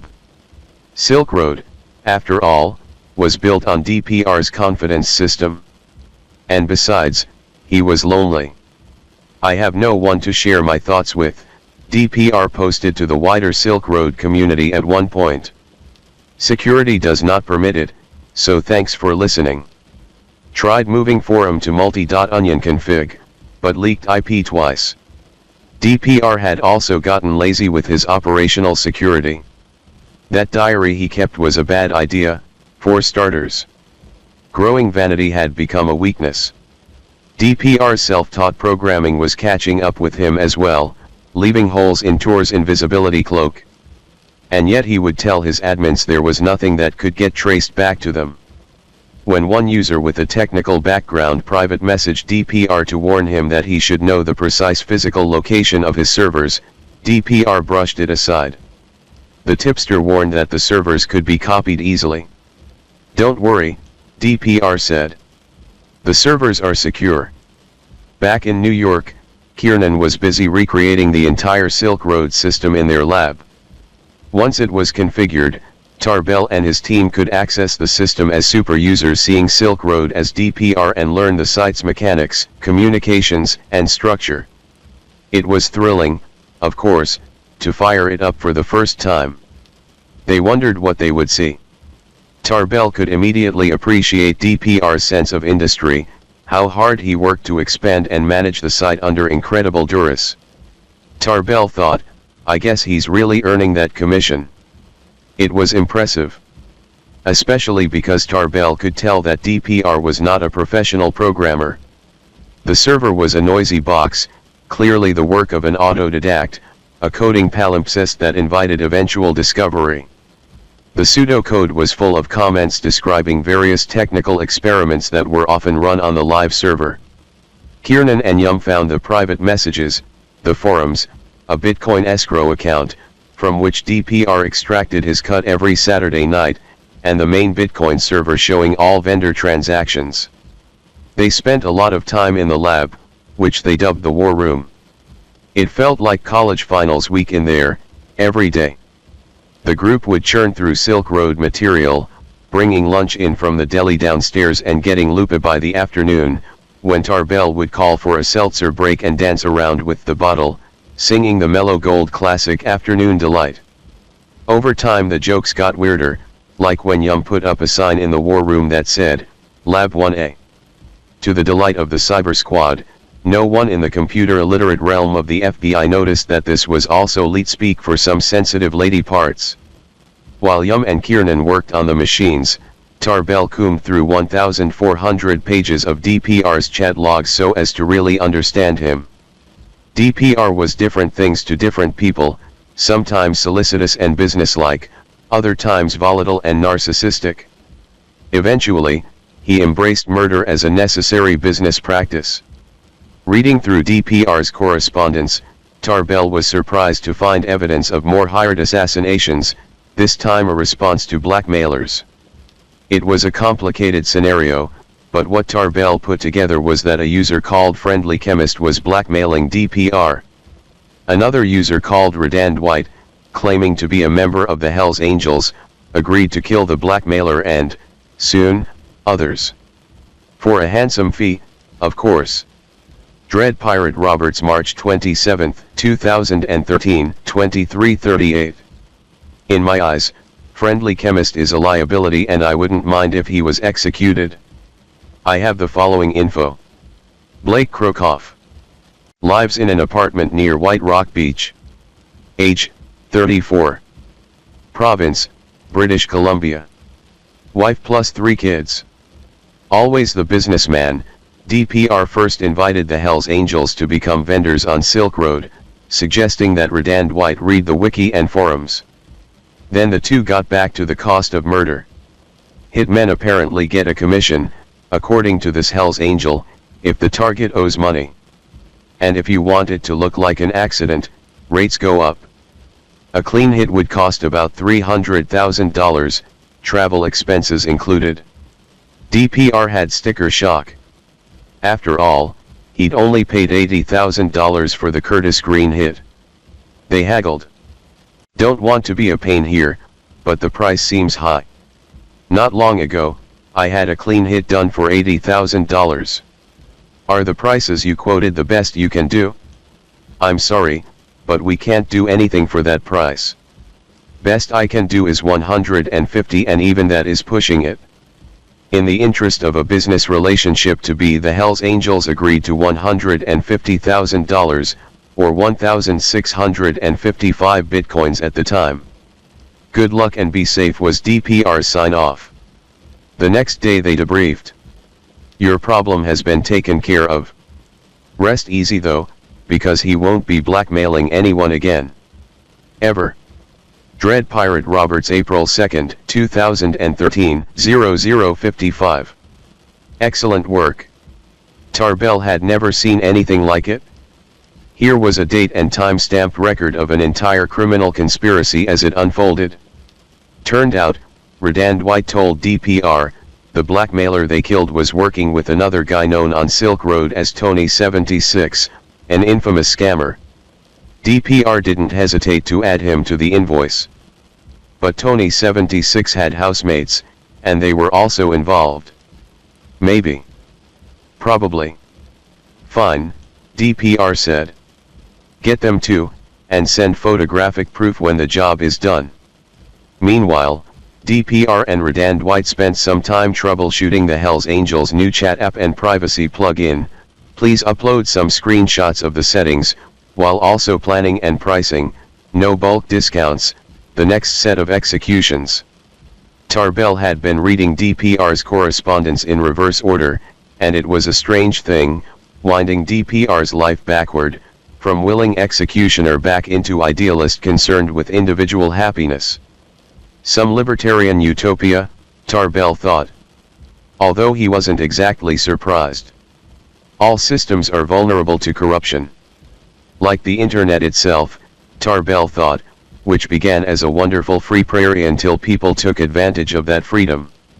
That's why, he thought, it needed a sheriff. Up on Tarbell's chart was an IP address with a name next to it, Frosty. This was an ID they'd found on the Iceland box. But they didn't know what it meant until Yum and Kiernan cross-referenced it with some other evidence they'd collected. It turned out that the Silk Road servers had a login system that created one trusted computer for all the other machines, whose encryption keys all ended with Frosty at Frosty. This meant that these computers shared one key friend, a single machine they could all talk to. Tarbell looked at his chart, festooned with a network topology. One of those nodes must be Frosty, and whoever sat at its keyboard was Dread Pirate Roberts. As the case accelerated, Tarbell and his team started working long hours and weekends, jackets off, sleeves rolled up, long past the late dusks of summer. Tarbell actually loved that feeling on Friday at 5 p.m. when the air conditioner turned off automatically, the bullpen emptied and grew quiet, and he realized he'd been yelling all day but could now finally think. Except that it was high summer. This being a federal building, the air conditioning was on a timer. There'd be no circulation until Monday at 8:15 a.m. So by midday on Saturday, when the place was boiling, Tarbell would strip down to his underwear right at his desk. The only room with constant air conditioning was the lab, which had to be cooled because of the electronics. So one day, Tarbell and Yum made a desperate attempt to transport some of the chill to their desks using fans. It kind of worked. And there they sat in the middle of the FBI office, Tarbell sweating in his skivvies, with a football game on in the background and a series of fans stretching back to the well-cooled room where the ersatz Silk Road server hummed along, still keeping one key secret. Ross and Alex had become friends at the new house. Some nights they'd watch King of the Hill together, which reminded Ross of home, as it was a satire of a suburban Texas family like his own. Eventually Alex met that family when they all visited for a weekend. Ross' parents seemed like nice folks who had raised a nice son. Settling into his room, Ross bought a few things to make life more comfortable: a lamp, a white leather couch from a garage sale, a standing desk for his Samsung. Online, however, things were less settled. Across the country, Force, the DIA agent, was hoping to capitalize on DPR's difficulties. He told DPR about Kevin, a supposed source of counterintelligence on the growing Silk Road investigation. Knob explained that like all good cartel-affiliated players, he had a guy on the inside, a dirty Department of Justice employee on his payroll. Kevin, of course, was Force himself, and he had a lot of valuable information for DPR. Force told his supervisors that this informant game would make Knob seem omniscient and therefore more trusted. Citing Kevin, Knob fed DPR intel and predicted busts of Silk Road users and vendors. Things were getting dicey out there, Knob said. He pressed DPR on the need for a 30 seconds flat escape plan, suggesting various itineraries. Dread, can you explain to me why you chose this route? Knob, Algeria does not extradite to the US. Knob, second, you don't want to take a plane out of your mother country. Ross had in fact taken some preparatory steps. He flew to Dominica, a tiny tax haven island in the Caribbean, and started an application for economic citizenship. He tried to cultivate successors in case flight became necessary. DPR had created a special forum called Staff Chat for his elite admins, including Batman 73, Inigo, and a newcomer called Cirrus. DPR told his admins how the pressure was getting to him, how he wanted time away. Even amid the rising chaos swirling around Silk Road, DPR started taking days off, leaving daily operations to his lieutenants. Ross spent a weekend with his old flame Julia, a free-spirited and sensual young photographer he'd met at a drum circle in grad school. She flew in from Austin, and it felt like old times for the two of them, but also different. Ross still lived frugally in the Glen Park house, wore a faded red sweater all the time, and cooked his paleo diet, but he seemed happier. They had lots of sex, went dancing, and roamed the city, ending up one day on the cliffs overlooking the Pacific. In the distance, the Golden Gate Bridge rose beneath the lifting fog, catching the sun. Julia looked gamely over her shoulder at Ross and decided it was a good time to get topless.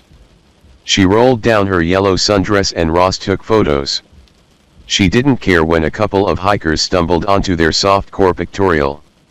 Ross stopped shooting and they ran off together, giggling, back toward the city.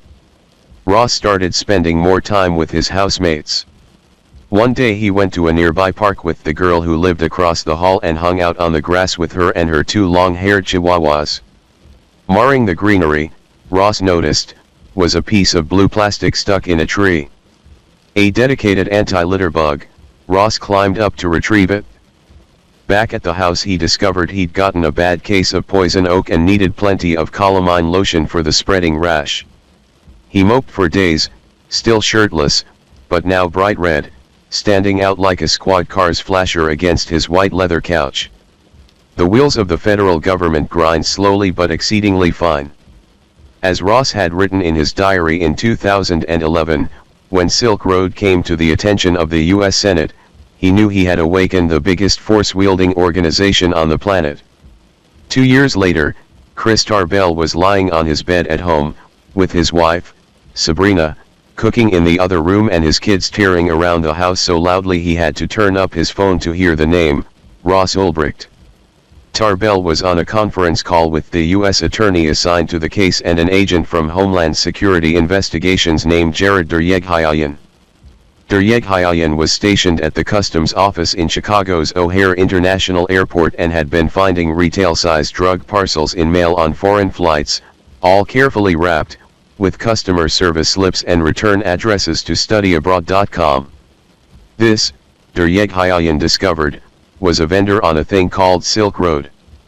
Deryaghayan familiarized himself with the site and learned Silk Road well enough to bust a low-level admin named Cyrus and persuade her to cooperate, allowing him to take over her account.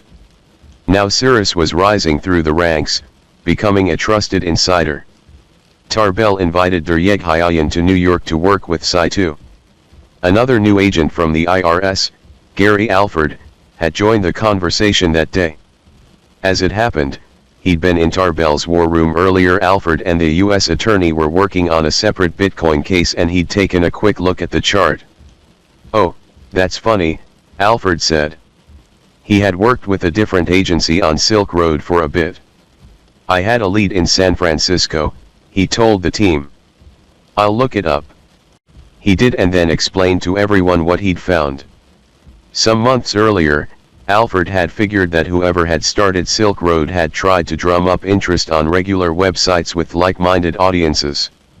He searched for Tor URLs around the time of the site's first appearance and found a mention in a shrumery.org forum on January 27, 2011, days after the Silk Road launch. A user named Altoid talked up this exciting new service that claims to allow you to buy and sell anything online anonymously. Googling elsewhere for the username Altoid revealed a question about database programming posted on Stack Overflow, dated March 16, 2013, asking, "How do I connect to a Tor hidden service using curl in PHP?" The email listed was rossulbricht@gmail.com. A minute later, that user changed the alias to Frosty. The IRS didn't know what any of this meant, so that's where it ended. The info sat in a case file until dumb luck put Alford in Tarbell's lab, whose wall was a map where all roads led to Frosty. Deryaghayan ran the name Ross Ulbricht through the federal database and found the Homeland Security report on Ross' fake IDs. A quick search for his last known address showed that he had lived half a block away from Cafe Luna, the San Francisco node on his chart, the site where an administrator had logged into the Silk Road VPN. Tarbell was ecstatic. Finally, here was the missing piece, the end of the digital trail. Tarbell thought it was funny that these clues were sitting out in the open. In the end, one of the best law enforcement tools was Google. It seemed clear that Ross had no idea Silk Road would become such a success and was careless early on. And in the era of informational perpetuity, you only have to be careless once. A quick tour through Ross' social media presence revealed a digital portrait with an incredible likeness to Dread Pirate Roberts. His LinkedIn profile was full of the same libertarian rhetoric. On YouTube he'd favorited videos from the Mises Institute, the political touchstone beloved by DPR. On Google+, where his profile described him as spunky, funky, not so chunky, he asked, "Anyone know someone that works for UPS, FedEx, or DHL?"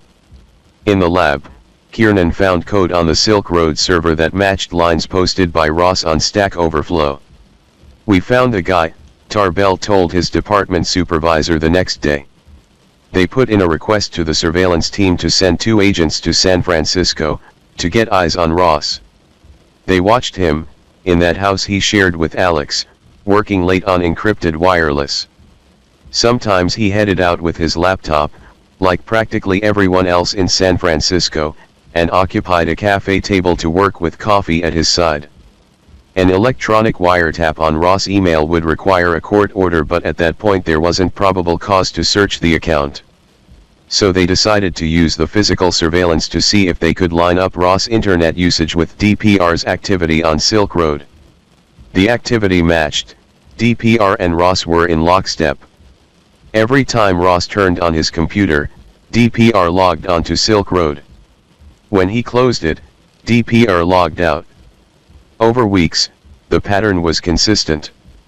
At his house, in cafes, in the morning or late evening, Ross and DPR were electronically aligned. When DPR would say he was taking the afternoon off, physical surveillance would watch Ross going to the park with his housemate and her chihuahuas, lying on the grass, and getting poison oak by climbing into a tree to pull some blue plastic from the branches. Tarbell started planning.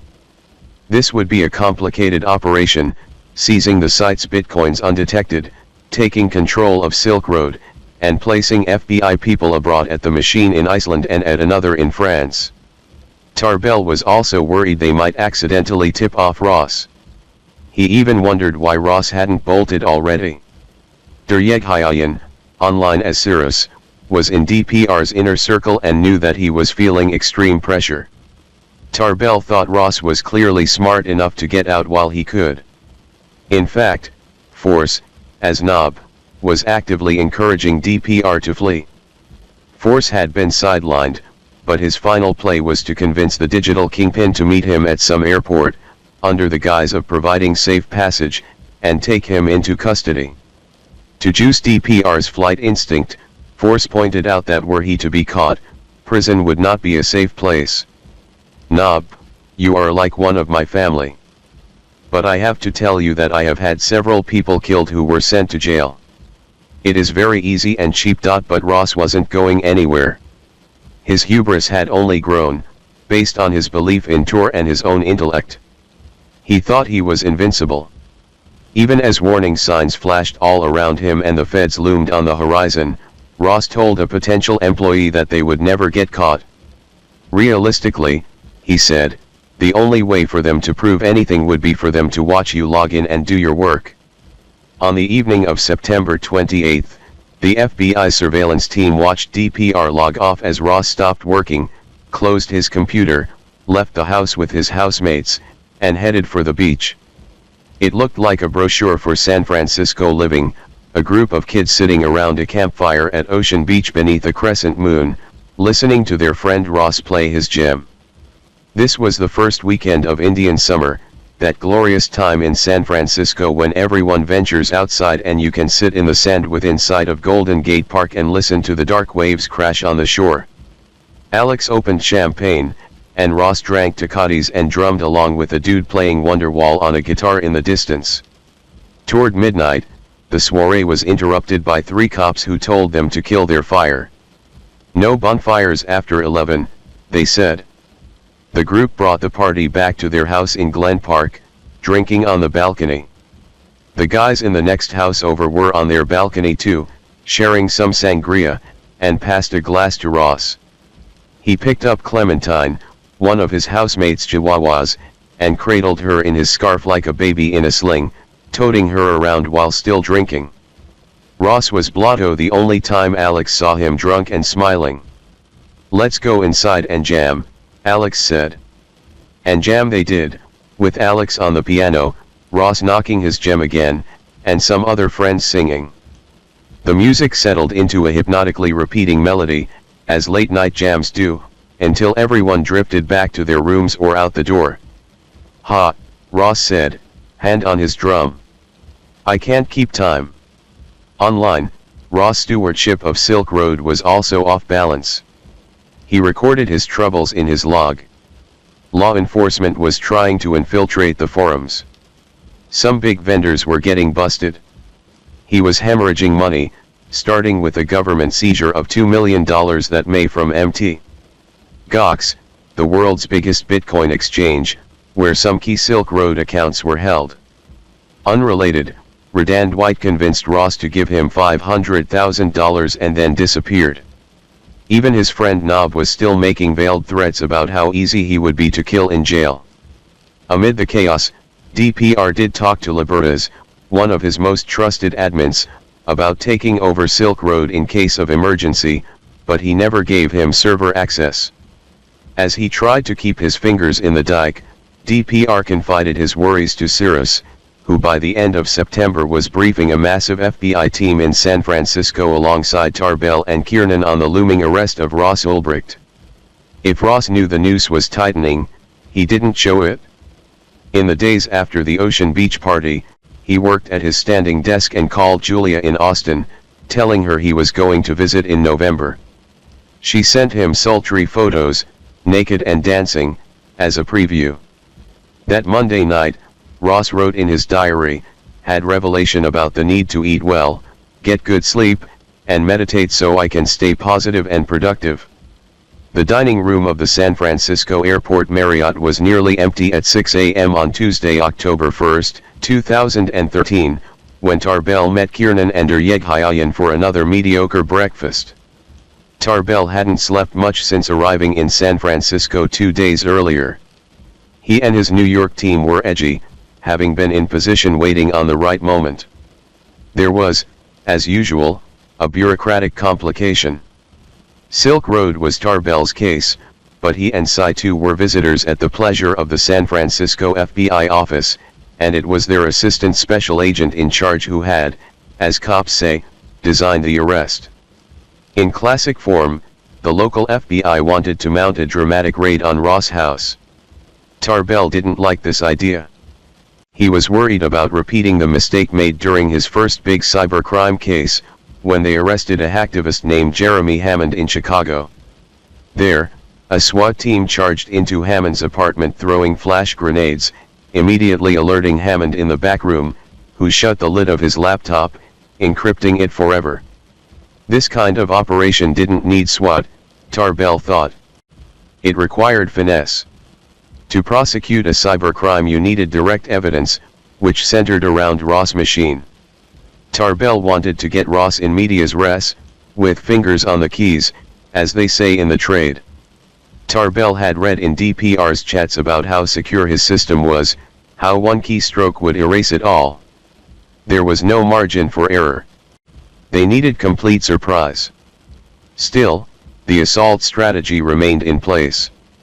"Thank you for your input," the local FBI supervisor had told Tarbell.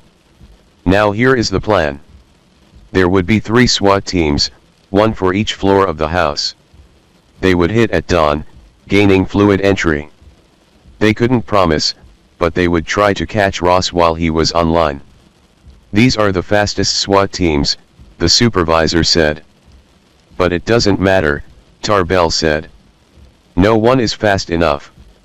The arrest had been scheduled already, but Tarbell kept asking to delay so that they could catch Ross at one of his cafes. They'd seen him out working once but didn't have assets in position. Tarbell was granted one delay, but that was it.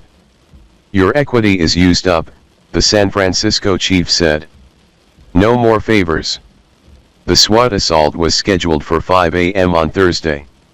The entire tactical force, dozens of agents, had gathered at an FBI cybercrime facility an hour south in San Jose, prepping their final review. Tarbell didn't make it to San Jose. He and Yeghayyan stopped by the San Francisco Federal Court building to amend the search warrant for Ross' house. Kiernan and another officer were still in San Francisco as well, near Ross' house in Glen Park.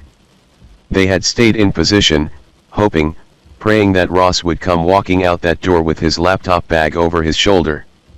Tarbell decided to meet his team at Bello Coffee and Tea, a place Ross frequented just next to the Glen Park branch library. It was 1 p.m. Sitting on the bench outside the cafe, Yeghayyan went on Silk Road as Cyrus and saw that DPR was also logged in. Physical surveillance said Ross was still at home. Tarbell worried that in this leafy patch of San Francisco, he and his completely cop-looking crew, sitting around one laptop, would stand out. The group scattered and tried to act casual. Yeghayyan went to a nearby market but then noticed his computer was nearly out of juice. So he went back to Bello, only to find the place full, with no free outlets. Tarbell returned to the bench, getting a chance to do some more worrying. Halfway across the Atlantic, Yum was with the Icelandic authorities, poised to enter the Thor data center and escalate privilege over the Silk Road marketplace and Bitcoin servers. Then the team in France would take over Silk Road's redirect server. Tarbell barely noticed the pleasant afternoon, instead staring at his BlackBerry, monitoring the constant scroll of messages tethering this whole delicate operation together. At 2:45 p.m., Deryeghyayan saw DPR log off. A few minutes later, Tarbell heard from surveillance, they had eyes on Ross leaving his house. He was wearing jeans and his red sweater and walking east. And carrying his computer. He's on the move, they said. Holy fuck. Tarbell thought. He's coming. Sai-2 scattered again, this time in a giddy panic, zigzagging for cover like in a game of hide-and-seek. Tarbell left Deryeghyayan, still holding his laptop, to head down the street in the direction of Ross' house. He felt high from the adrenaline. He didn't realize Ross was on top of their position. Tarbell was rereading Ross' description from the surveillance team when he looked up and saw Ross heading directly toward him. It felt like slow motion, coming face to face with the man he'd been tracking for months, resolving him from digital obscurity into a real live person walking up Diamond Street. Tarbell worried he'd get made. He was trying to act all Mr. Undercover, but, Jesus, did he look like a cop? Ross walked right past him toward the cafe. From across the street, Deryeghyayan saw Ross duck into Bello. This seemed promising, they'd been hoping he'd sit down somewhere and log on to Silk Road, giving them an opportunity for a red-handed arrest. But Ross quickly left. It was probably the lack of outlets, Deryeghyayan imagined, looking at his own computer, which now had only 22% battery power left. A scary number, as he had to be connected online to verify DPR's presence. Ross walked into the library next door. From Chris Tarbell. Subject: Ross Ulbricht. By email, Tarbell alerted his team. That message CC'd the whole operational group, which was mid-brief, preparing for their raid, when they learned that the little squad of out-of-towners had ventured off-piste and cornered their man in the Glen Park Library. We got him, Tarbell said when his supervisor called from New York. I'll call you back in 10 minutes. With Deryeghyayan's dying laptop, they watched Ross log on as DPR, then navigate into the marketplace, then the forum, then the elite admin chat where Cyrus was waiting to say hello. Tarbell knew the chief down south had surely mobilized. 50 tacked-out federal agents were racing up Highway 101. The cavalry was coming, and Tarbell wanted to get Ross before sirens showed up. Kiernan and another agent had been in the library when Ross walked in. He went right by them and continued unaware past the periodicals and reference desk, beyond the romance novels, and settled in at a circular table near science fiction, on the second floor. The other agent assessed the tactical landscape up there, which was tough. Ross was sitting in a corner, with a view out the window and his back toward the wall. There was no obvious approach. It was Kiernan's job to get Ross' laptop, and it looked tricky. Your sole job is to get the laptop, Tarbell had drilled Kiernan. Get the laptop. That's why you're here. Get the laptop. And keep it alive. Tarbell and Deryeghyayan joined the action in the library, taking a spot on the stairs at a landing. Deryeghyayan was alarmed at how fast his battery was draining, but he kept communicating with DPR, making sure he logged into the admin panel. Tarbell peered over the last step but couldn't see much. Somewhere in the stacks was the other agent, but Tarbell wasn't sure where. Everyone was communicating electronically, trying to coordinate, caught blind by the moment. Minutes ticked past. Deryeghyayan and DPR still chatted. His battery dropped further. Tarbell heard from the plainclothes surveillance team they were in the library too. Tarbell didn't know where exactly, because he didn't know what they looked like. Such is the very low profile kept by field surveillance. A few miles away, the giant squad of SWAT teams was approaching San Francisco. All the local supervisors were in that armada, so technically Tarbell was in charge here on the ground. He took a deep breath and sent a message, "Let the guy run if you have to, but don't let that computer close." This was the moment. Tarbell didn't know it, but the surveillance agents had designed a new arrest on the spot. He had no idea what would happen when he took a deep breath and told everyone, "Go." What unfolded next was a piece of improvisational theater.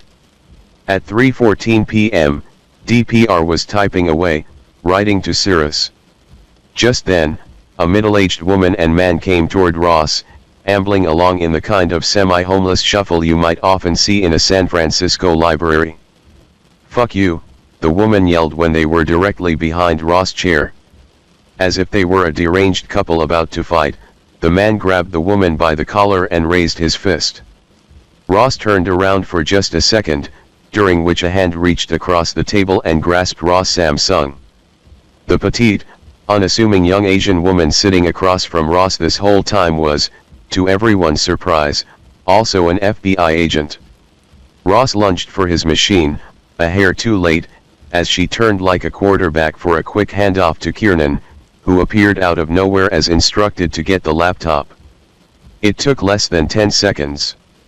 From afar, Tarbell was astonished by the elegant choreography of the whole thing. It looked like the police procedural version of a tight jazz quartet. While Ross was cuffed, Kiernan immediately sat down with Ross' PC. It was open. He could see everything. The machine ID was Frosty. Ross was logged into Silk Road as an administrator under an account called /mastermind. Kiernan also saw that Ross was torrenting some television. Of all things, he was downloading a segment from the previous night's Colbert Report, an interview with Vince Gilligan, creator of Breaking Bad. The series finale had just aired, and Gilligan talked about the central theme of the show, how ordinary people are capable of terrible things.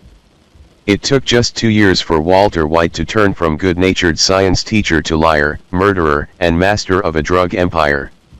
Had Ross not been arrested, he would have watched Gilligan say that yes, of course, Walter was doomed from the start. And everyone knew it but him. Tarbell stood with Ross for the first time, searched him, and put him into a surveillance van, where he read him his rights. Ross showed only a slight quiver in his lip and asked to see the charges. Tarbell presented him the warrant for Ross Ulbricht, aka Dread Pirate Roberts, aka DPR. The rest of the force started arriving, black Suburbans and SWAT vehicles with lights blazing. Soon there were uniforms everywhere. Even though Tarbell's improvised bust was a complete success, cops are cops, and the local FBI was fuming at Tarbell's departure from protocol. He and his team, considered computer dorks back home in New York, had the strange satisfaction of being called fucking cowboys by a swarm of guys bristling with gear and guns. Tarbell took it as a compliment. Then he put Ross in an FBI cruiser bound for the local jail. Tarbell called Yum in Iceland to set that phase in motion.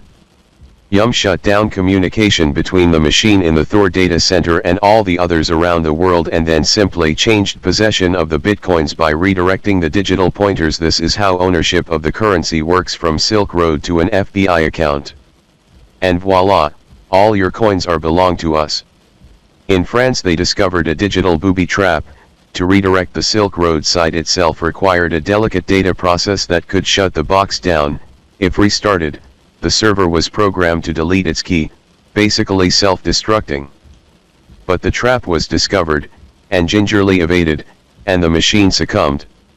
Thereafter, the Silk Road welcome page read, "This hidden site has been seized by the Federal Bureau of Investigation."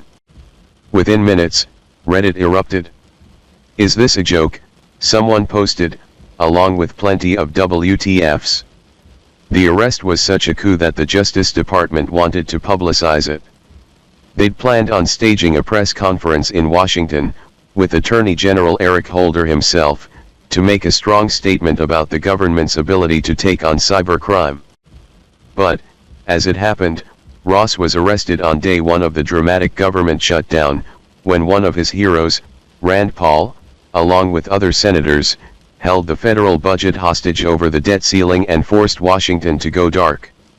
There would be no Holder, no press conference, no government at all to celebrate its defeat of this libertarian, lawless challenge. The only public notice of Ross' arrest was the release of the FBI's initial 39-page complaint signed by Tarbell, cementing his new public persona as DPR's digital Van Helsing. In the car, Tarbell and Ross found themselves alone in the back seat. Tarbell had read so much about him, it was kind of like seeing an old pal. Tarbell talked about Ross' life in a way that made it clear how much he knew. Ross was talkative but cagey. He seemed relaxed, as if relieved. Not in being caught, but just being with someone who possessed his secret. In front of Tarbell, he could be both Ross and DPR. He admitted nothing to Tarbell, but after a natural pause in the conversation, Ross said, "I don't suppose $20 million can get me out of this." It might have been the most authentic moment in Ross' life in more than 2 years. "No," Tarbell said. He couldn't resist needling him. "Even if it could, what about this guy?" He pointed at the driver, another FBI agent. "Have to take care of him too, right? How much money do you have?" Ross looked ahead as they weaved toward the jail. Chapter_1 In a van that doubled as a mobile lab, Kiernan worked forensics on Ross' computer. He quickly found a mountain of evidence, a list of all the Silk Road servers and the names Ross had purchased them under, 144,000 bitcoins, more than enough to cover that $20 million bribe, a spreadsheet showing Silk Road accounting, including a capital equipment entry for the purchase of that very laptop, and those diaries Ross kept, which detailed his hopes, fears, and foibles in operating a vast criminal conspiracy. Kiernan also found a file called emergency.txt, with an unrealized escape procedure. At Ross' house, agents found a USB drive containing some Silk Road programming, but beyond that, little else. When Alex and the other roommates got home, they found the warrant on the coffee table. Alex visited Ross in jail. He expected him to be shaken, but Ross was the same as always. He would soon be transferred to New York to face a 7-count indictment. It was hard for Alex to believe that the new guy in the extra room, his pal, was also the guy described in that warrant. The thought of Ross being guilty of even tripping someone, much less ordering a murder, seemed unlikely. He was always such a chill dude. Ross was arraigned in federal court in New York a few months later, still seeming pretty chill. He pleaded not guilty. Like Alex, Ross' friends and family couldn't believe the charges. They were first shocked, then incensed. There emerged a familiar refrain: Ross was such a nice guy. There must be some mistake. Ross' lawyer, Joshua Drattel, a seasoned, high-profile defense attorney who took on tough cases, made the same argument. His letter asking for bail was a moving collection of testimonials on Ross' behalf: good role model, reputation for fulfilling his obligations, fearless embrace of making the world a better place for everyone. But the judge, citing flight risk, denied bail altogether. Ross became a cause célèbre. The libertarian and cypherpunk communities naturally felt that their champion had been martyred. The charges were ginned up, they thought, retribution for Ross having the temerity to challenge the government itself. Many a Reddit thread overflowed with outraged chatter and meticulous analysis of what the community insisted was overreach, flawed evidence, or a frame job. A solidarity site appeared. Ross and his attorney prepared a defense that basically amounted to "wasn't me." They chose to occupy that narrative gap of uncertainty made possible by the ambiguity of identity online. Dread Pirate Roberts was just pixels, they said. Everyone knew there were many DPRs, they argued, returning to the lore of Silk Road and the symbolism of the alias. It was a powerful idea. In the months leading up to the trial, the defense created a speculative froth about the very nature of identity, suggesting that Silk Road was an ongoing mystery. After all, everyone loves a whodunit. The case became like a crowdsourced mystery theater, with so many potential question marks hidden in the numbers and code. Then the trial started. And the conspiratorial mindset was no match for clear, hard, overwhelming evidence.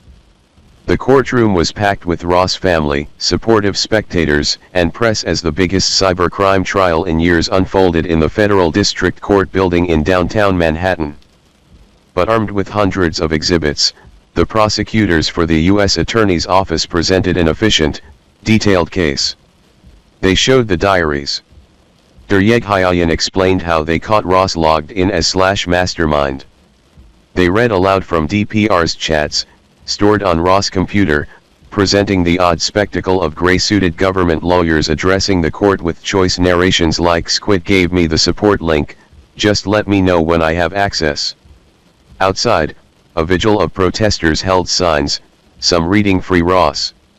Ross, who declined to be interviewed for this story, was not charged with any murders.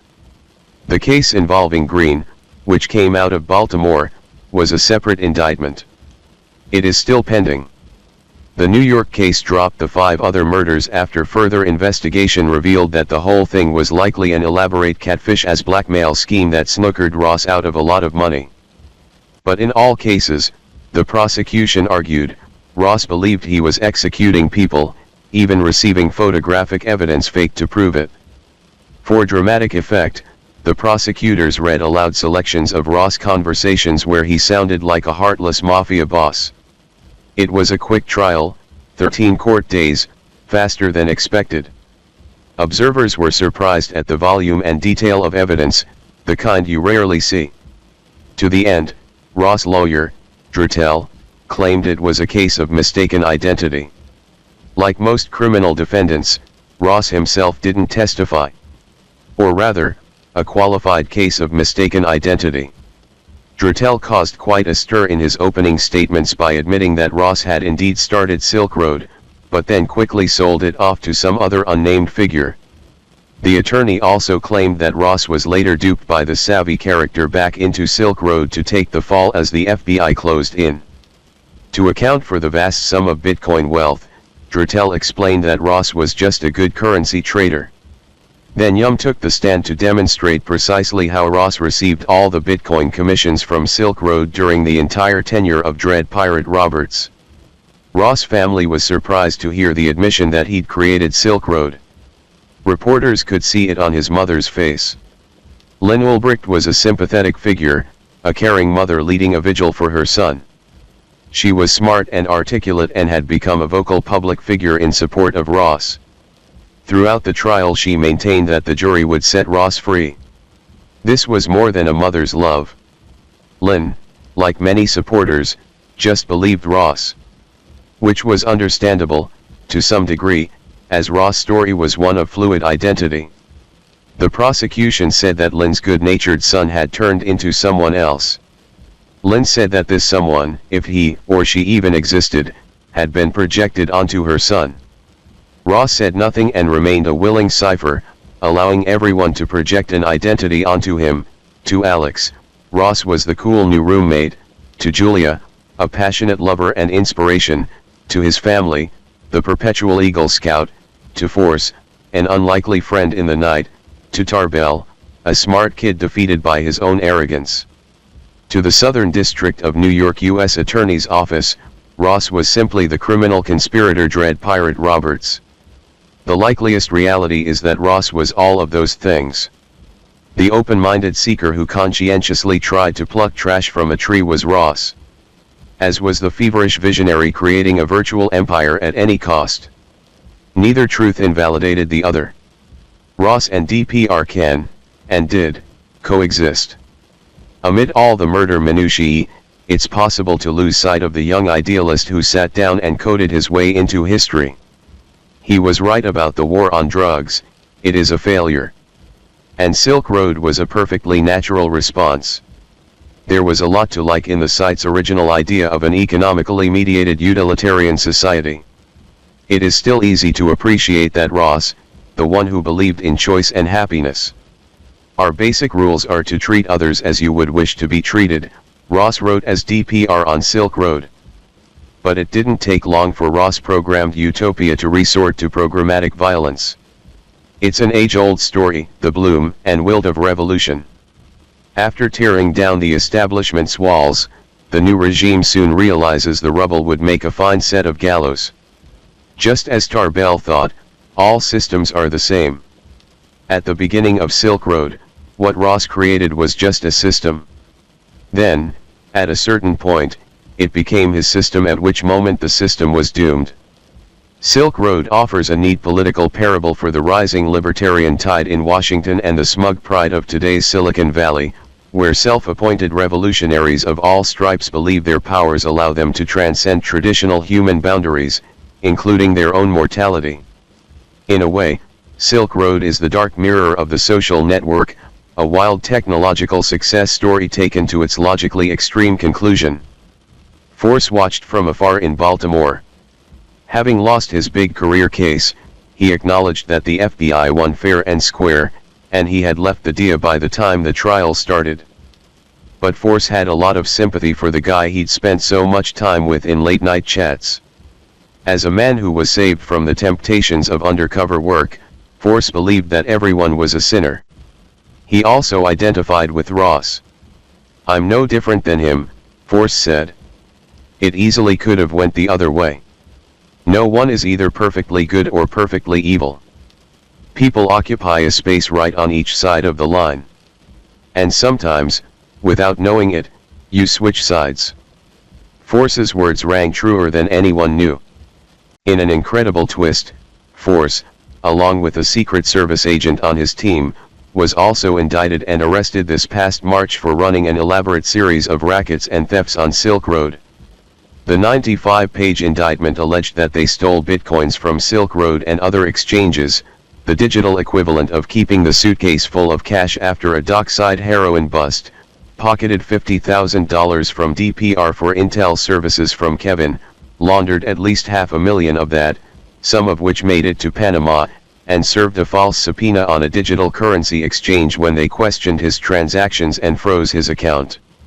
It was, in fact, when all this came to the attention of the Department of Justice that Force left the DEA.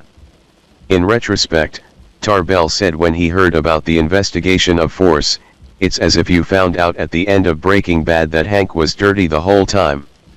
In retrospect, a lot of Force's story takes on a different light. Ironically, he had warned DPR about the danger of double identity, but if this indictment is true, he seems to have fallen prey to it himself. Force allegedly operated online not only as Knob but had also created several other identities and used them to blackmail DPR with law enforcement information for at least $100,000. Like Ross, Force must have believed in the secrecy of Tor. During the sting operation with Curtis Green, Force even told Green he thought the Silk Road servers would never be found. But they were, and after they documented Ross' misdeeds, they also revealed that it was Force and the Secret Service agent who had stolen $350,000 in bitcoins from Silk Road, the theft that led Ross to put the hit on Curtis Green. None of this emerged during Ross' trial because Force's case was at odds with the FBI investigation and part of a different indictment. But if true, Force's fall mirrors the path of DPR. It was during the Green sting that Force took his first corrupt step, and DPR became a true criminal by ordering murder. Their simultaneous moral turns, so intertwined, reinforced the one theme that barely appeared during Ross' trial: how easy it is to forget the solidity and consequences of the real world when you live online. The jury in USA v. Ulbricht was out for barely 4 hours. And that included lunch. They returned to the assembled courtroom and read the verdict: guilty on all 7 counts. Ross' family looked stricken. A sympathizer stood up and yelled, "Ross is a hero." Ross was led from the court. Outside, Drattel was set upon by reporters. He vowed an appeal. The press gaggle jockeyed for position and fired questions. Some were bloggers who sided with Silk Road. As news spread online, partisans continued the fight, arguing over the identity of Ross and Dread Pirate Roberts, echoing what Drattel said to the jury in his closing statement, "The internet is a place of confusion, where nothing is what it seems." Ross returned to jail, where, his mother liked to explain, he had been teaching yoga to other prisoners and doing a lot of reading. Alex sent him a printout of the short story Man of the Crowd by Edgar Allan Poe. Alex thought it seemed fitting, as the story is about a man in detective mode following someone he calls a genius of deep crime through the streets. But there is confusion in the chase. And a hint that the pursuer realizes that the man he's after is, in fact, himself. Yet this other self remains beyond his grasp, like a book that cannot be read. As night falls, the man finally gives up the pursuit and watches the unknowable shadow disappear into the crowd. Next story. Title: The Symbols Left Behind. The Crawford house had always been the prettiest on Willow Lane. White picket fence, hydrangeas in bloom, a porch swing that creaked in the summer breeze. Now, it was a corpse.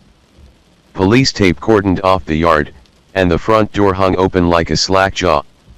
Inside, the air smelled of copper and something faintly sour, like old milk. Detective Mara Voss stepped over the threshold, her boots sticking slightly to the blood smeared across the hardwood. The victim, Lillian Crawford, 42, beloved wife, PTA treasurer, the kind of woman who brought casseroles to new neighbors, lay sprawled in the living room, her throat slit so deep it nearly severed the spine. But that wasn't the worst part. The symbols started at her feet. Carved into the floorboards, a series of jagged, looping marks formed a path leading away from the body. They weren't letters. Not any language Mara recognized. And yet, they felt deliberate, almost reverent. Like a ritual, her partner, Detective Reyes, muttered. The blood trail told a stranger story. It led down the hall, then stopped dead at the foot of the stairs.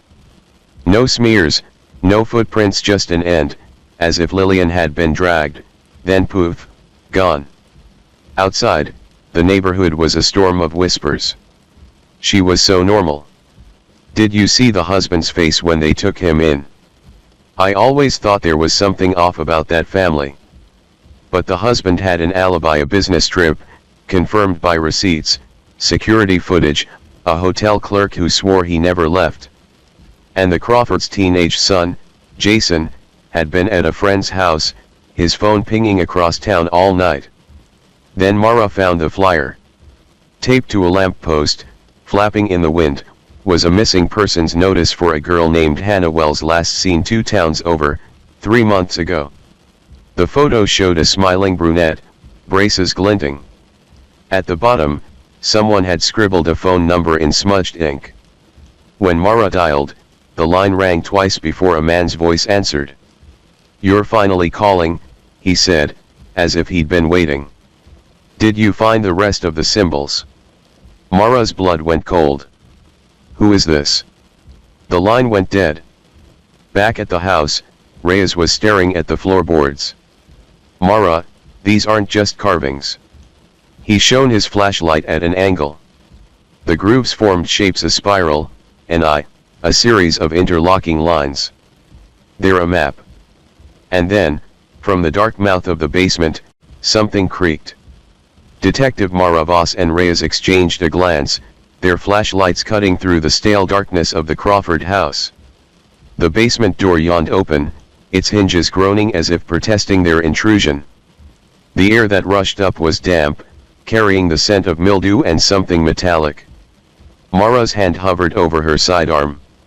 "You smell that?" Reyes nodded grimly. "More blood."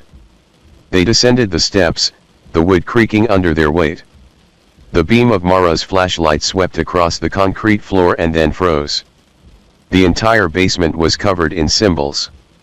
Not just carved, but painted in what looked like rust-brown strokes. Old blood, Mara realized. The same looping, jagged marks from upstairs spiraled out from the center of the room, forming a grotesque mural. At its heart was a crude circle, its edges smudged with fingerprints. And in the middle of that circle, a single, pristine silver locket. Mara crouched, gloved hands turning it over. The clasp sprang open, revealing a tiny photo of a young girl. Hannah Wells. Reyes exhaled sharply. This wasn't just a murder. This was an offering. The phone call's trail. Back at the precinct, Mara traced the number from the missing poster. Disconnected. No name. No records. But when she pulled Hannah Wells' case file, she found a disturbing detail. Hannah had vanished after a church youth group meeting. The last person to see her? A volunteer named Daniel Hargrove, a quiet, unassuming man who'd moved away shortly after. A quick search showed Hargrove now lived less than 10 miles from Willow Lane. Mara's fingers tightened around the file. We need to pay him a visit. The neighbor's secret. Before they left, Jason Crawford, the victim's son, showed up at the station, pale, shaking, and clutching a burned notebook. I found this in our garage, he stammered. My dad, he's been writing in it for years. I didn't understand any of it until now. Mara flipped through the charred pages. Dates. Names. And the same symbols from the house. One entry stood out. H.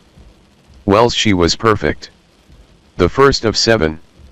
The rain hammered against the windshield as Mara and Reyes pulled up to Daniel Hargrove's address, a weather-beaten ranch house at the end of a dead-end street, its porch light flickering like a dying pulse. Mara's fingers tightened around the steering wheel. Something's off. Reyes nodded at the driveway. No car. But the front door's open. A crack of thunder split the air as they stepped out, guns drawn. The door creaked in the wind, revealing a dark foyer littered with papers, newspaper clippings of missing girls, maps with red circles around churches, and pages of cramped handwriting filled with the same symbols from the Crawford house. Then, a low hum from deeper inside. A voice. Chanting. Mara moved toward it, her pulse roaring in her ears. The hallway led to a basement door ajar, a flickering orange light leaking from below. Reyes mouthed, "He's here." The altar. The stairs groaned under their weight as they descended into the sickly sweet stench of incense and something sharper, bleach. The basement was a shrine. Walls covered in symbols, these ones freshly painted in black. A row of 7 mason jars on a shelf, each filled with a lock of hair. And in the center, a stone slab draped in a white cloth stained brown. Hargrove stood with his back to them, his arms raised. At his feet, a teenage girl lay bound and gagged, her eyes wide with terror. You're too late, Hargrove said without turning. The 7th mark is already made. Mara's flashlight caught the girl's wrist, a symbol carved into her skin, still bleeding. The journal's truth. Back at the station, Jason Crawford's burned journal revealed the horrifying pattern. 6 girls, including Hannah Wells, had vanished over 5 years. Each disappearance coincided with a date in the journal. Lillian Crawford had discovered it. My mom found out, Jason whispered. She told me she was going to stop him. But she didn't say who him was. The final revelation. Hargrove smirked during interrogation. You think I worked alone? Then, the lab called. The locket from the Crawford basement had fingerprints and they matched someone still free. Someone no one suspected. The fingerprints on the locket led to a name that made Mara's stomach drop, Pastor Eli Sanderson. The same pastor who had officiated Lillian Crawford's funeral. The same pastor who had comforted the families of every missing girl. The confession.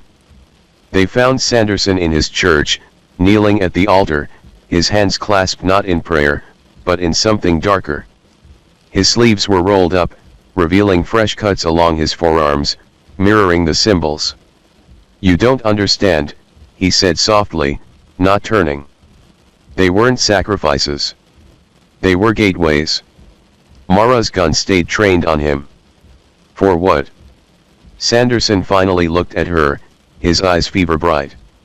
To keep it buried. The truth in the dirt. Behind the church, under a patch of disturbed earth, they found 6 shallow graves. Each body was wrapped in white cloth, their wrists marked with the same symbol. But the 7th grave was empty. Because the 7th girl wasn't dead yet. The last symbol. Hargrove had lied. The ritual wasn't complete. The girl Katie Mercer, 17, missing for 3 days, was still alive, hidden in the crawl space beneath Sanderson's house. When Mara pulled her out, Katie's voice was raw from screaming. "He said I was the key," she sobbed. "That I had to finish it?" On her palm, a symbol had been carved. The same one from Lillian Crawford's floor. The final page. In Sanderson's study, Mara found a leather-bound book. The last entry read, "The 7th must be willing. Her fear opens the door. Her blood seals it." Lillian knew. That's why she had to die. The ending no one saw coming. At Lillian Crawford's reopened funeral, Jason pressed a sealed envelope into Mara's hand. Inside was a note in his mother's handwriting. "If you're reading this, I failed. But the marks hold it back. As long as one remains unbroken, it stays buried. Protect the 7th. Mara looked up as the rain began to fall. On the church wall, barely visible under the downpour, a symbol glistened, not painted, but seeping. Like something beneath was trying to get out. The end.